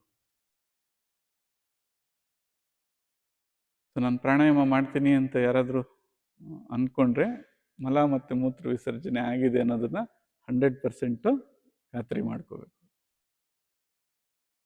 ಆಯಿತು, ಯಾವಾಗ ಮಾಡಬೇಕು ಅಂತ? ಮಲಮೂತ್ರ ಇಲ್ಲದಂಥ ಅವಸ್ಥೆಯಲ್ಲಿ, ಖಾಲಿ ಹೊಟ್ಟೆ ಅಂದರೆ ನಾನು ಮಧ್ಯಾಹ್ನ ಮಾಡ್ತೀನಿ, ಸಾಯಂಕಾಲ ಮಾಡ್ತೀನಿ ಅಂದರೆ ಆಲ್ರೆಡಿ ಇದೆ ಅದರೊಳಗಡೆ. ಈಗೇನಾಗುತ್ತೆ? ದಾಮ ಎಲ್ಲ ಕಡೆಗೂ ಪ್ರಸಾರ ಆಗುವಂಥ ಸಾಧ್ಯತೆ ಇದೆ. ಯಾವಾಗ ಮಾಡ್ಬೇಕು ಅದನ್ನು? ನಿಜವಾಗ್ಲೂ ಬೆಳಗ್ಗೆ. ಖಾಲಿ ಹೊಟ್ಟೆ ಅಂದರೆ ಮಲಗಳಿಲ್ಲದ ಅವಸ್ಥೆ ಅಂತ ತಿಳ್ಕೊಬೇಕು ಇದನ್ನು. ಸೊ ಹೇಳ್ಕೊಟ್ಟಿದ್ದಾರೆ ಪ್ರಾಣಾಯಾಮ ಅಂದರೆ ಯಾವಾಗಂದ್ರೆ ಅವಾಗ ಮಾಡಿದ್ರೆ ಅದರಿಂದ ಎಷ್ಟು ಸಹಾಯ ಆಗಬೇಕಾಗಿತ್ತು ಅದಕ್ಕಿಂತ ಹಾನಿ ಜಾಸ್ತಿ ಆಗ್ತದೆ. ಇಷ್ಟನ್ನು ಗಮನದಲ್ಲಿ ಇಟ್ಕೊಳ್ಳುವಂಥದ್ದು. ಈ ಪೂರ್ವ ಪ್ರಸ್ತಾವನೆ ಇದ್ದರೆ ಪ್ರಾಣಾಯಾಮಕ್ಕೆ ನಾಳೆ ಸ್ವಲ್ಪ ಪ್ರಾಣಾಯಾಮ ಅಥವಾ ಉಸಿರಿಗೆ ಸಂಬಂಧಪಟ್ಟಂಥ ಪ್ರಕ್ರಿಯೆಗಳನ್ನ ನೋಡ್ಬೋದು. ನಿನ್ನೆ ಒಬ್ರದ್ದು ವಿನಂತಿ ಇತ್ತು ಸ್ವಲ್ಪ ಬೇಗ ಮುಗಿಸ್ಬೇಕು ಅಂತ. ವಿಡಿಯೋ ಸಿಗುತ್ತೆ. ಈಗ 7 ಗಂಟೆ ಆಗಿದೆ, ಯಾರಾದರೂ ತುಂಬ ಅರ್ಜೆಂಟ್ ಇರುವಂಥವ್ರು ನಿರ್ಗಮಿಸ್ಬೋದು. ಇನ್ನು 1/4 ಗಂಟೆ ವಿಡಿಯೋ ನಾಳೆಗೆ ಸಿಗುತ್ತೆ. ಇವತ್ತು ಸ್ವಲ್ಪ ಕೋಶಗಳ ಪರಿಚಯ ಮಾಡ್ಕೊಂಡು ಇವತ್ತು ಸಮಾಪ್ತಿ ಮಾಡೋಣ. ನಾಳೆ ಸ್ವಲ್ಪ ಪ್ರಾಣಾಯಾಮದ ಗತಿ, ಅದ್ರ ಬಗ್ಗೆ ಮತ್ತು ಹೇಗೆ ಮಾಡಬೇಕು ಅನ್ನೋ ವಿಧಾನಗಳು ನೋಡೋಣ. ಯಾವ ಶರೀರ ಆಯ್ತು ಈಗ? ಪ್ರಾಣಮಯ ಶರೀರ. ಸೊ ಮುಂದೆ ಮನೋಮಯ ಶರೀರ ಇದೆ. ಸೊ ಅಂದರೆ ಮನಸ್ಸನ್ನು ಚಲನೆ ಮಾಡುವಂಥದ್ದು, ಸ್ತಬ್ಧ ಮಾಡುವಂಥದ್ದು, ಆ ಮನಸ್ಸಿನ ಗತಿಗಳನ್ನ ಬದಲಾಯಿಸುವಂಥ ಶರೀರ ಇದೆ. ಸೊ ವೈದ್ಯಕೀಯದಲ್ಲಿ ಆ ದೃಷ್ಟಿಯಿಂದ ನೋಡೋರು ಅದನ್ನು ಗ್ಲ್ಯಾಂಡ್ಸ್ ಅಂತ ಅನ್ಕೋಬೇಕು. ಸೊ ಆ ನಿರ್ನಾಳ ಗ್ರಂಥಿಗಳೇನಿದ್ದಾವೆ ಅವು ಯಾವ ರಾಸಾಯನಿಕವನ್ನು ಉತ್ಪತ್ತಿ ಮಾಡ್ತೋ ಆ ರೀತಿ ಇವನ ಮನಸ್ಸು ಕೆಲಸ ಮಾಡ್ತದೆ. ಈಗ ಮೊದಲನೇ ಡೋರ್ ಯಾರ್ಯಾರಿಗೆ ಅಕ್ಸೆಸ್ ಇತ್ತು? ಹೊರಗಡೆ ಅವ್ರಿಗಿತ್ತು, ಅಂದರೆ ದ್ರವ್ಯಗಳಿದ್ದು. ಈಗ ಎರಡನೇ ಡೋರ್ ಯಾರ್ಯಾರಿಗಿದೆ? ಅಂದರೆ ದ್ರವ್ಯನೂ ಬರ್ಬೋದು ಮತ್ತೆ ಅನ್ನಮಯ ಕೋಶ ಇದಕ್ಕೆ ಸಂಬಂಧಪಟ್ಟವರು ಒಳಗಡೆ ಬರ್ಬೋದು. ಈಗ ಪ್ರಾಣಮಯದ ಸಂಬಂಧ ಯಾರ ಜೊತೆಗಿದೆ? ಸೊ ಈ ಕಡೆ ಅನ್ನಮಯದ ಜೊತೆಗಿದೆ ಮತ್ತೆ ಒಳಗಡೆ ಮನೋಮಯದ ಜೊತೆಗಿದೆ. ಅಂದರೆ ಪ್ರಾಣಮಯದ ಮೇಲೆ ಪರಿಣಾಮ ಯಾರ್ಯಾರು ಬೀರ್ತಾರೆ ಅಂದರೆ ಮನೋಮಯ ಕೋಶ ಪ್ರಾಣದ ಮೇಲೆ ಪರಿಣಾಮ ಬೀರುತ್ತೆ, ಮತ್ತೆ ಅನ್ನಮಯ ಕೋಶ ಕೂಡ ಪ್ರಾಣದ ಮೇಲೆ ಪರಿಣಾಮ ಬೀರುತ್ತೆ. ಪ್ರಾಣ ಮತ್ತೆ ಅನ್ನಮಯ ಕೋಶದ ಮೇಲೆ ಪರಿಣಾಮ ತೋರಿಸ್ತದೆ ನಾನು. ಈಗ ಎಲ್ಲೋ ಆಮ ಇತ್ತು, ನೀವು ಅದನ್ನ ಮಾಡಿದ್ರೆ ಏನಾಯ್ತು? ಈಗ ಅದು ಎಲ್ಲ ಕಡೆಗೂ ತೋರಿಸ್ತದನ್ನ. ಆ ರೀತಿ ಈ ಗ್ಲ್ಯಾಂಡ್ಸ್ ಈಗ ಅದರ ಪರಿಣಾಮ ಯಾರ್ಯಾರ ಮೇಲೆ ತೋರಿಸ್ತದೆ ಅಂತ, ಯಾರ ಮೇಲೆ ತೋರಿಸ್ತದೆ? ಪ್ರಾಣಮಯದ ಮೇಲೆ ತೋರಿಸ್ತದೆ ಮತ್ತೆ ಅನ್ನಮಯದ ಮೇಲೆ ತೋರಿಸ್ತದೆ. ಒಂದು ಸ್ವಲ್ಪ ವಿಶುದ್ಧಿ ಇಲ್ಲಿ ಥೈರಾಯ್ಡ್ ಅಲ್ಲಿ ಹಾರ್ಮೋನ್ ರಿಲೀಸ್ ಮಾಡುತ್ತೆ. ಜಾಸ್ತಿ ಆದರೆ ಹೈಪರ್ ಆಗ್ತದೆ, ಕಡಿಮೆ ಆದರೆ ಹೈಪೋ ಆಗ್ತದೆ. ಸೊ ಕುತ್ತಿಗೆ ಮೇಲೆ ಸಂಬಂಧಪಟ್ಟಂತ ಪ್ರಾಣಾಯಾಮಗಳು ನೀವೇನೋ ಜಾಸ್ತಿ ಮಾಡಿದ್ರೆ ಏನಾಗಬೇಕಾಗಿತ್ತು ಅದಕ್ಕಿಂತ ಸೀದೋಗ್ತದೆ. ಅದನ್ನೇನು ಬಳಸದೆ ಸುಮ್ಮನೆ ಇದ್ರೆ ಏನೋ ಒಂದು ಜಡದ ಥರ ವೃದ್ಧಿ ಹಾಕ್ಕೊಂಡು ಹೋಗ್ಬಿಡ್ತದೆ. ಅದಕ್ಕೆ ಪ್ರಮಾಣ ಪರಿಣಾಮ ಅಂತ ಬಳಸಿದ್ವಿ. ಏನು ಎಷ್ಟು ಬೇಕೋ ಅಷ್ಟು ಅಂತ. ನನಗೆ ಗೊತ್ತಿದೆ ಅಂತ ಹೆಂಗಂದ್ರಂಗೆ ಮಾಡಿದ್ರೆ ಏನಾಗುತ್ತೆ? ಕಮರೋಗ್ತದೆ ಅದು. ನನಗೆ ಸಸಿ ಬೆಳೆಸೋದು ಹೇಳ್ಕೊಟ್ಟಿದ್ದಾರೆ ಗುರುಗಳು ಅಂತ ಹೇಳಿ ಇವತ್ತು ಸಸಿ ನೆಟ್ಟು ಇವತ್ತೇ ಒಂದು ಲೋಡ್ ಗೊಬ್ಬರ ತಂದು ಅದಕ್ಕೆ ಹಾಕಿದ್ರೆ ಏನಾಯ್ತು? ಆಯ್ತು, ಒಂದು ಲೋಡ್ ಗೊಬ್ಬರ ಹಾಕೋದು, ಒಂದು ಟ್ರ್ಯಾಕ್ಟರ್ ನೀರು ಹಾಕ್ಬಿಟ್ರೆ ಆಗೋಯ್ತಲ್ಲ, ಹಿಂಗೆ ಮುಗೀತದು. ಎಷ್ಟು ಬೇಕೋ ಅಷ್ಟು ನಿರಂತರತೆ ಇರಬೇಕು. ಮತ್ತೆ ಇವತ್ತು ಹಾಕ್ಬಿಟ್ಟೆ ಇನ್ನೊಂದು ವರ್ಷ ಬಿಟ್ಟು ಹಾಕ್ತೀನಿ ಅಂದ್ರೆ ಆಗೋದಿಲ್ಲ. ನಿರಂತರತೆ ಎಷ್ಟು ಬೇಕು. ಈ ವಿಚಾರ ಸದಾ ಗಮನದಲ್ಲಿ ಇಟ್ಕೋಬೇಕು. ಏನದು? ಪ್ರಮಾಣ ಪರಿಣಾಮ ಮತ್ತೆ ಏನಾಗುತ್ತೆ ಯಾವ ಸಮಯಕ್ಕೆ, ಇದನ್ನು ಗಮನದಲ್ಲಿ ಇಟ್ಕೊಂಡೇ ಮಾಡಬೇಕು. ಹಾಗಾಗಿ ಪ್ರಾಣಾಯಾಮ ಪ್ರಕ್ರಿಯೆಗಳನ್ನ ಮಾಡುವಾಗ ಎಷ್ಟು ನಿರ್ದೇಶನ ಮಾಡಿದಾರೋ ಅಷ್ಟೇ ಮಾಡಬೇಕು. ಕಡಿಮೆ ಮಾಡಿದ್ರು ಪರಿಣಾಮ ಇಲ್ಲ, ಜಾಸ್ತಿ ಮಾಡಿದ್ರೆ ಹಾನಿ ಮಾಡ್ಕೊತೀರಿ. ಹೇಳ್ಕೊಟ್ಟಿದ್ದಾರೆ ಅಂತ ಏನಾದ್ರು ಜಾಸ್ತಿ ಮಾಡಿದ್ರೆ ಶರೀರದ ಮೇಲೆ ತೊಂದರೆಯನ್ನು ತೋರಿಸ್ತದೆ. ಹಾಗೆ ಸಾಕಷ್ಟು ಗ್ಲ್ಯಾಂಡ್ಸ್ ಇದಾವೆ ಬೇರೆ ಬೇರೆ ಕಡೆ. ಅವುಗಳನ್ನ ಒಂದು ಮೇಜರ್ ಒಂದಷ್ಟು ಗ್ಲ್ಯಾಂಡ್ಸ್ನ ಸೆಲೆಕ್ಟ್ ಮಾಡಿಕೊಂಡು ಆ ಸ್ಥಾನದಲ್ಲಿ ಅವುಗಳನ್ನ ಗುರುತಿಸ್ತಾ, ಈಗ ಕಣ್ಣನ್ನ ಗುರುತಿಸ್ತಾ ಗಮನಿಸ್ತಾ ಇದ್ರೆ ಏನಾಗುತ್ತೆ? ಇದು ತೀಕ್ಷ್ಣತೆ ಆಗ್ತದೆ. ಸಹಜವಾಗಿ ಇದು ಜಾಗೃತವಾಗಿ ಚೆನ್ನಾಗಿ ಕೆಲಸ ಮಾಡುತ್ತೆ. ಆ ಸ್ಥಾನಗಳನ್ನ ಗುರುತಿಸಿ ಮತ್ತೆ ಅದನ್ನು ಸ್ವಲ್ಪ ಸರಿಯಾದ ರೀತಿಯಲ್ಲಿ ಕಾರ್ಯನಿರ್ವಹಿಸುವಂತೆ ಪ್ರೇರೇಪಣೆ ಮಾಡುವಂಥದ್ದು. ಇಷ್ಟಕ್ಕೆ ಸೀಮಿತವಾಗಿಡ್ಬೇಕು ಅದನ್ನು. ಅದಕ್ಕೋಸ್ಕರ ಆ ಸ್ಥಾನಗಳನ್ನ ಗುರುತಿಸಿ ಅವುಗಳನ್ನ ಉದ್ದೀಪನ ಅಥವಾ ಜಾಗೃತಗೊಳಿಸುವಂಥ ಒಂದು ವಿಧಾನ ಏನಿದೆ ಅದಕ್ಕೆ ಚಕ್ರ ಧ್ಯಾನ ಅಥವಾ ಚಕ್ರ ಪ್ರಾಣಾಯಾಮ ಅಂತ ಕರೀತಾರೆ. ಸೊ ಆ ಥರ ಗ್ಲ್ಯಾಂಡ್ಸು ಮೇಜರ್ ಆಗಿ ಒಂದು 6 ವಿಭಾಗಗಳಾಗಿ ಮಾಡ್ಕೊಂಡಿದ್ದಾರೆ. ಸೊ ಮೊದಲನೇದು ಮೂಲಾಧಾರ ಅಂತ. ಸೊ ಜಾಗ ಎಲ್ಲಿ ಅಂತ ಅಂದರೆ ಟೇಲ್ ಬೋನ್ ಅಂದರೆ ಬೇರೆ ಎಲ್ಲ ಪ್ರಾಣಿಗಳಿಗೂ ಬಾಲ ಇದೆ, ನಮಗೆ ಇಲ್ದಾಗಿದೆ. ಅದು ಆ ಜಾಗ ಏನಿದೆ, ಬಾಲ ಇರುವಂಥ ಜಾಗ, ಸೊ ಅದಕ್ಕೆ ಆ ಸ್ಥಾನವನ್ನು ಗುರುತಿಸಿ ಹೇಳ್ತಾರೆ. ಏನಂತಾರೆ, ಮೂಲಾಧಾರ ಕ್ಷೇತ್ರ ಸ್ಥಿತಂ ತ್ರಿಕೋಣ ಮಧ್ಯ ಗತಂ. ಸೊ ಇಲ್ಲಿ ಡಾಕ್ಟರ್ಸ್ ಅಥವಾ ಇದ್ರೆ ಆ ಫೀಲ್ಡಲ್ಲಿ ಇರೋರಿಗೆ ಗೊತ್ತಿರುತ್ತೆ. ಕಾಕಿಕ್ಸ್ ಬೋನ್ ಅಂತಾರೆ ಅದನ್ನು. ಹೇಗಿದೆ ಅದು? ಟ್ರಯಾಂಗುಲರ್ ರೂಪದಲ್ಲಿದೆ, ಒಂದು 4 ಸೆಕ್ಷನ್ಸ್ ಇದ್ದಾವೆ, ಅದ್ರ ಮಧ್ಯದಲ್ಲಿ ಅದಿದೆ ಅಂತ. ಪಾಪ ನಮಗೆ ತಿಳುವಳಿಕೆ ಇಲ್ಲ, ಅದೇನು ಅಷ್ಟೊಂದು ಕೆಲಸಕ್ಕೆ ಬರಲ್ಲ ಬಿಡ್ರಿ ಅಂತ.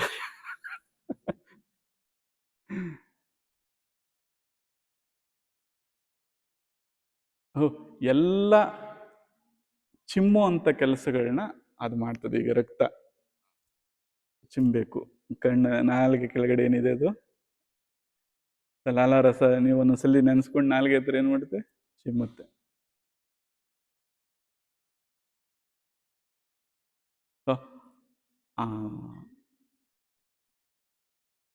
ಪಂಪಿಂಗ್ ಮತ್ತೆ ಅದಕ್ಕೇನಂತೀವಿ, ಚಿಮ್ಮುವಂಥ ಕೆಲಸಗಳು, ಹೃದಯದಿಂದ ಹಿಡಿದು, ಕಣ್ಣಿನಿಂದ ಹಿಡಿದು, ನಾಲಿಗೆಯಿಂದ ಹಿಡಿದು, ಇದನ್ನೆಲ್ಲ ಯಾವುದು ನಿಯಂತ್ರಿಸ್ತದೆ? ಮೂಲಾಧಾರ. ಹಾಗೆ ಆ ಬೆನ್ನುಹುರಿ ಕೆಳಗಡೆಯಿಂದ ಒಟ್ಟಾರೆಯಾಗಿ ಮೆದುಳಿನವರೆಗೂ ಬೆನ್ನುಹುರಿ ಏನು ಕನೆಕ್ಟ್ ಆಗ್ತಾ ಇದೆ ಇದು, ಅದನ್ನು ಸ್ವಲ್ಪ ಊಹೆ ಮಾಡ್ಕೋಬೇಕು. ಸೊ ಮುಂಭಾಗದಿಂದನೂ ಅಲ್ಲ ಹಿಂಭಾಗದಿಂದಲ್ಲ, ಆ ಬೆನ್ನುಹುರಿಲೇ ಅದನ್ನು ಗುರುತಿಸ್ಬೇಕು. ಈಗ ಗೊತ್ತಾಯ್ತಲ್ವ ಈಗ ಅದು. ಆದರೆ ಗಮನಿಸುವಾಗ ಹೇಗೆ ಗಮನಿಸ್ಬೇಕಂದ್ರೆ ಮುಂಭಾಗದಿಂದನೇ ಹಿಂದಕ್ಕೆ ಗಮನಿಸ್ಬೇಕು, ಅದನ್ನು ಹಿಂದಿನಿಂದ ಗಮನಿಸಬಾರ್ದು.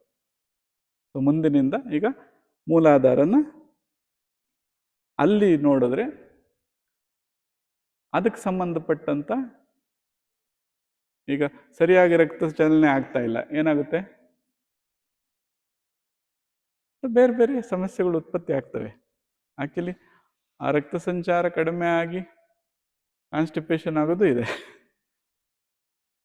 ಸೊ ಯಾವ ಥರ ಅಂದರೆ ಮುಂದೆ ಬರ್ತೀವಿ.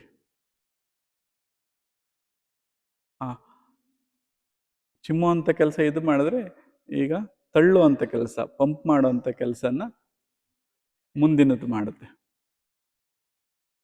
ಸ್ವಾದಿಷ್ಠಾನ ಅಂತ, ಅಲ್ಲಿಂದ ಒಂದು 4 ಇಂಚ್ ಮೇಲೆ ಆ ಸ್ಥಾನದಲ್ಲಿ. ಸೊ ಅದೇ ಥರ ಮಣಿಪೂರಕ ಅಂತ, ಹೊಕ್ಕಳ ಹಿಂಭಾಗ ಮಧ್ಯದಲ್ಲಿ. ಅದಾದಮೇಲೆ ಹೃದಯ ಮಧ್ಯ ಅಂತ ಕರೆದ್ವಿ ಇಲ್ಲಿ, ಅನಾಹತ ಅಂತ. ಸೊ ಆ ಹೃದಯ ಅಂದರೆ ಅಯೋಟ ಮತ್ತು ಇದು ಆರ್ಟ್ರಿಗಳ ಎರಡು ಸೇರೋಂಥ ಜಾಗ ಏನಿತ್ತಲ್ಲ, ಅಂದರೆ ಹೃದಯ ಉತ್ಪತ್ತಿ ಆಗೋದಕ್ಕೂ ಮೊದಲಿದ್ದಂಥ ಮಧ್ಯಸ್ಥಾನ.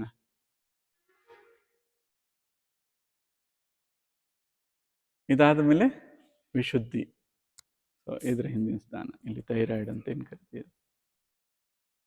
ಇದಾದ ಮೇಲೆ ಆಗ್ನ, ಪಿಟ್ಯುಟರಿ ಅಂತ. ಇದಾದ ಮೇಲೆ ಶಿರವನ್ನು 2 ಜಾಗ ಮಾಡ್ಕೋಬೇಕು. ಒಂದು ಲೆಫ್ಟ್ ಬ್ರೈನು, ಇನ್ನೊಂದು ರೈಟ್ ಬ್ರೈನ್.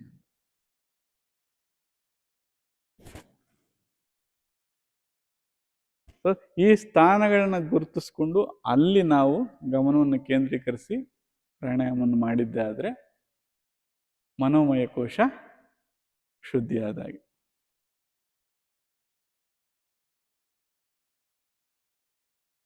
ಹೇಳ್ತಾರೆ ಹಣೆ ಬರ ಸರಿ ಇಲ್ಲ ಅಂತ. ಈಗ ಹಣೆ ಬರನ ಹೇಗೆ ಸರಿ ಮಾಡ್ಕೋಬೇಕು? ಇಲ್ಲ ಹೇಳ್ತಪ್ಪ, ಅದಕ್ಕೆ ಗುರು ಹೇಳ್ತಾರಂತೆ, ಬ್ರಹ್ಮ ಬರೆದ ಬರೆಹವ ಸರಿ ಇಲ್ಲವೆಂದಳಿಸಿ ಮರು ಬರಹ ಬರೆಯುವನು ಗುರುವು.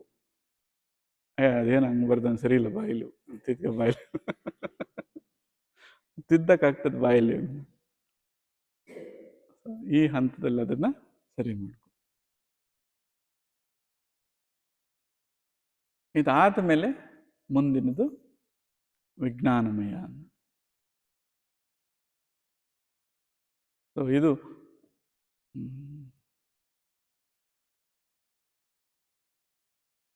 ಅರ್ಥ ಮಾಡ್ಕೊಳ್ಳೋದಕ್ಕೆ ಒಂಥರ ಬರೀ ಇನ್ಫಾರ್ಮೇಷನ್ ಅನ್ನೋ ಥರ ತಗೋಬೇಕು. ಅಂದರೆ ಕ್ರೋಮೋಸೋಮ್ಸ್ ಅಥವಾ DNA ಇರುವಂಥ ಇನ್ಫಾರ್ಮೇಷನ್ ಅಂತ. ವಿಜ್ಞಾನಮಯದಲ್ಲಿ ಆ ವಿಜ್ಞಾನಮಯ ಎಲ್ಲಿಂದ ಸಂಜ್ಞೆಗಳನ್ನ ಸ್ವೀಕರಿಸ್ತದೆ, ಸೊ ಹೇಗೆ ಅದು ಪರಿವರ್ತನೆ ಮಾಡಿಕೊಳ್ತದೆ, ಇದು ಸ್ವಲ್ಪ ಸೂಕ್ಷ್ಮ ಆಗಿರೋವಂಥದ್ದು. ಆ ಕೋಶವನ್ನು ಹೇಗೆಲ್ಲ ಸರಿ ಮಾಡ್ಕೋಬೋದು ಅಂತ. ಇಲ್ಲಿ ಯಾರಾದ್ರು ಸೂಕ್ಷ್ಮವಾಗಿ ಗಮನಿಸೋರಿದ್ರೆ ಸ್ವಲ್ಪ ಅಳಿಲುಗಳನ್ನ ಯಾರಾದರೂ ಗಮನಿಸ್ತಾ ಇದ್ರೆ ಇತ್ತೀಚೆಗೆ,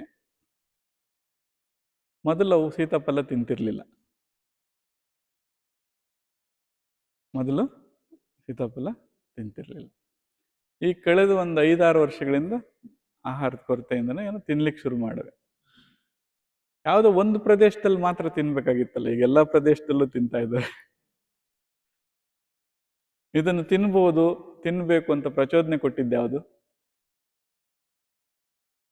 ಯಾವುದೋ ಒಂದು ಕೊಡ್ತಾ ಇದೆ ತಾನೆ. ಅದೆಲ್ಲಿರ್ಬೇಕು? ಎಲ್ಲ ಕಡೆ ಇರಬೇಕು. ಅಂದ್ರೆ ಎಲ್ಲ ಕಡೆ ಅಂದ್ರೆ ಆಕಾಶದಲ್ಲಿದೆ ಅಂತ ಅನ್ಕೊಳ್ಳೋಣ ಈಗ. ಇದನ್ನ ತಿನ್ಬೋದು ಅಂತ ಅಸ್ತಿತ್ವಕ್ಕೆ ಧಕ್ಕೆ ಬಂದಾಗ ಯಾವುದೋ ಒಂದು ಅಳಿಲು ಇಲ್ಲ ಅಸ್ತಿತ್ವಕ್ಕೆ ನಾವು ತಿನ್ಲೇಬೇಕು ಅನ್ನೋಂಥ ಮನಸ್ಥಿತಿ ಬಂದು ತಿಂದಾಗ ಆ ಅನುಭವ ಅಥವಾ ಆ ವಿಷಯ ಎಲ್ಲಿಗೆ ತಲುಪ್ತದೋ ಆಕಾಶಕ್ಕೆ ತಲುಪ್ತು. ಅದಕ್ಕೆ ಸಂಬಂಧಿತವಾದಂಥವ್ರು ಎಲ್ಲೇ ಇದ್ರು ಅವ್ರಿಗೆಲ್ಲ ತಿಳಿತು ನಾವು ಇದನ್ನ ತಿನ್ಬೋದು ಅಂತ. ಈಗ ಆ ಕ್ಷೇತ್ರದ ಮಾತ್ರ ತಿನ್ಬೇಕಾಗಿತ್ತು, ಈಗ ಎಲ್ಲ ಕ್ಷೇತ್ರದಲ್ಲೂ. ಸೊ ಆ ಪ್ರಚೋದನೆಯನ್ನು ತಲುಪಿಸಿದ್ದು ಯಾವುದು, ಯಾವುದ್ರ ಮೂಲಕ ತಲುಪಿಸ್ತು ಅಂತ. ಸೊ ಇದು ವಿಜ್ಞಾನಮಯ ಕ್ಷೇತ್ರ ಕೆಲಸ ಮಾಡೋದು ಈ ರೀತಿಲಿ. ಸೊ ಇದ್ದಕ್ಕಿದ್ದಂಗೆ ಎಲ್ಲರೂ ಒಂದೇ ಸಲ ನಾವು ದೈವಿಕರಾಗಬೇಕು ಅಥವಾ ಧ್ಯಾನ ಮಾಡಬೇಕು ಅಂತ ಅನ್ಸುತ್ತೆ. ಆ ಪ್ರಚೋದನೆಯನ್ನು ಕೊಡ್ತಾ ಇರೋದು ಯಾವುದು? ಅದರ ರೆಸಿಪ್ಟಿವಿಟಿ, ಅಥವಾ ನಾವು ಅಲ್ಲಿಗೂ ಕೊಡ್ಬೋದು, ಅಲ್ಲಿಂದನೂ ನಾವು ತಗೋಬೋದು. ಇದು ವಿಜ್ಞಾನಮಯದಲ್ಲಿ ಆಗುವಂಥ ಪರಿಣಾಮ. ಇನ್ನು ಕೊನೆಯದು ಆನಂದ ಅಂತ. ಅದಕ್ಕೆ ಕೋಶಗಳಿಲ್ಲ. ಇವೆಲ್ಲದಕ್ಕೂ ಈಗ DNA ಎಲ್ಲಿದೆ? ಶರೀರದಲ್ಲಿದೆ, ಸೆಲ್ಸಲ್ಲಿದೆ. ಸೊ ಅದಕ್ಕೊಂದು ಕೋಶ ಇದೆ. ಇನ್ನು ಮುಂದೆ ಬರುವಂಥದ್ದಕ್ಕೆ ಕೋಶಗಳಿಲ್ಲ. ಅದಕ್ಕೆ ಅದು ಮುಕ್ತವಾಗಿದೆ. ಈಗ ಆನಂದಮಯ ಅನ್ಬೇಕೆ ಹೊರತು ಆನಂದಮಯ ಕೋಶ ಅನ್ನಂಗಿಲ್ಲ. ಅದನ್ನೇನು ಬಂಧಿಸಿಲ್ಲ ಅದು. ಇದಾದ್ರೆ ಬಂಧಿಸಿದೆ. ಅದಕ್ಕೆಲ್ಲ ಒಂದೊಂದು. ಆನಂದಕ್ಕೆ ಡೋರ್ ಇಲ್ಲ, ಇನ್ನು ಉಳಿದವಕ್ಕೆಲ್ಲ ಡೋರ್ ಇದೆ. ಅಂತ ನೋಡಿ, ಡೋರ್ ಇಲ್ಲದೆ ಇರೋದೇ ಸಿಕ್ಕಿಲ್ಲ ಕೈಗೆ. ಸೊ ಸದಾ ಯಾವುದು ಮುಕ್ತವಾಗಿದೆ ಅದೇ ಕೈಗೆ ಸಿಗ್ಲಿಲ್ಲ ಅಂತ. ಡೋರ್ ಇರೋವೆಲ್ಲ ಸಿಗ್ತಾ ಇದ್ದಾವೆ. ಹಾಗಾಗಿ ಇದು ಸ್ವಲ್ಪ ಕೋಶಗಳ ಪರಿಚಯ. ಸೊ ಈ ಕೋಶಗಳ ಜೊತೆಲಿ ಈಗ ಪ್ರಾಣಮಯ ಕೋಶಕ್ಕೆ ಪ್ರಾಣಾಯಾಮದಿಂದ ಹೇಗೆ ವ್ಯವಹರಿಸಬೇಕು, ಸೊ ಹಾಗೆ ಗ್ಲ್ಯಾಂಡ್ಸ್ ಅಥವಾ ಮನೋಮಯ ಕೋಶಕ್ಕೆ ಯಾವ ರೀತಿ ಗಮನ ಅಥವಾ ಸಾಧನೆ, ಧ್ಯಾನ ಯಾವ ರೀತಿ ಅದನ್ನು ತಲುಪಬೇಕು, ವಿಜ್ಞಾನಮಯವನ್ನು ಹೇಗೆ ಅದನ್ನು ಹೇಗೆ ಶುದ್ಧಿ ಮಾಡ್ಕೋಬೇಕು, ಹೇಗೆ ಅದನ್ನು ಅದ್ರ ಜೊತೆ ವ್ಯವಹರಿಸಬೇಕು, ಇವುಗಳನ್ನ ಮುಂದುವರೆದ ದಿನಗಳಲ್ಲಿ ಒಂದೊಂದೇ ತಗೊಂಡು ಹೋಗೋಣ. ಇವತ್ತು ಪ್ರಸ್ತಾವನೆ ಸಾಕಿಲ್ಲಿಗೆ. ಎಷ್ಟೇ ತಿಳ್ಕೊಂಡ್ರು ಮಾತನಾಡ್ತಾ ಇದ್ವಿ ಕತ್ತೆ ಮೇಲಿನ ಬಂಗಾರ ಅಂತ. ಸೊ ನಿತ್ಯ ಜೀವನಕ್ಕೆ 1 ಪೈಸೆ ಆದರೂ ಖರ್ಚು ಮಾಡಿದ್ರೆ ಅದು ಸಾರ್ಥಕತೆ ಪಡ್ಕೊಳ್ತದೆ. ಇವತ್ತು ಪ್ರಸ್ತಾಪ ಆಗಿರೋವಂಥದ್ದು ಆ ಕಾಲದಲ್ಲಿ ಕೇಳಿದನ್ನು ಕರುಣಿಸೋ ಕಾಮಧೇನು ಇತ್ತು ಅಂತ ಚಿಂತೆ ಮಾಡ್ಬಿಟ್ರೆ ನಮ್ಮ ಹಸು ಸಗಣಿ ಆಗ್ತಾ ಇದೆ. ಸ್ವಲ್ಪ ತರಕಾರಿ ಬೆಳ್ಕೊಂಡು ಜೀವನ ಸುಗಮ ಮಾಡ್ಕೊಳ್ಳೋಣ ಅಂತ ಆ ಕಡೆ ಗಮನ ಇಟ್ಕೊಂಡು ಅಳವಡಿಸ್ಕೋಬೇಕು, ಮಾಡಬೇಕು. ಅಳವಡಿಸ್ಕೊಂಡ್ರಷ್ಟೇ ಸಾರ್ಥಕತೆ. ಮತ್ತು ಪದೇ ಪದೇ ಕೇಳಿದ್ರೆ ಆ ವಿಚಾರ ಸರಿಯಾಗಿ ನಮಗೆ ತಿಳುವಳಿಕೆಗೆ ಬರುತ್ತೆ. ವಿಡಿಯೋ ಸಿಗುತ್ತೆ. ಮತ್ತೆ ಕೇಳ್ರಿ. ಆ 100ರಲ್ಲಿ ಯಾವುದಾದ್ರೂ ಒಂದು ಸೂತ್ರ ನಮಗೆ ಅಳವಡಿಸ್ಕೊಂಡ್ರು ಜೀವನ ಪಾವನ ಆಗೋಗುತ್ತೆ. ಒಂದೇ ಸೂತ್ರದಲ್ಲೇ ದಾಟೋದು ಎಲ್ಲ ಸಾಧ್ಯತೆಗಳಿದ್ದಾವೆ. ಹಾಗಂತ ಹೇಳ್ತಾ ಇವತ್ತಿನ ಸತ್ಸಂಗನ ಇಲ್ಲಿಗೆ ಸಮಾಪ್ತಿ ಮಾಡೋಣ. ಎಲ್ಲರೂ ಶಾಂತಿ ಮಂತ್ರ ಹಾಡ್ತಾ ಕಾರ್ಯಕ್ರಮ ಇಲ್ಲಿಗೆ ಸಮಾಪ್ತಿ ಮಾಡೋಣ.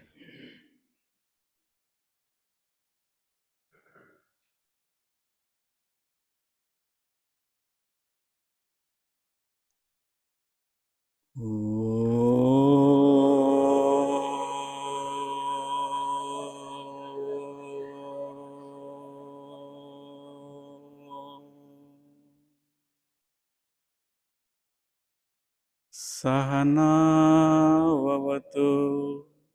सहनौ भुनक्तु सह वीर्यं करवावहै तेजस्नवधीतमस्तु महाविद्विषावहै।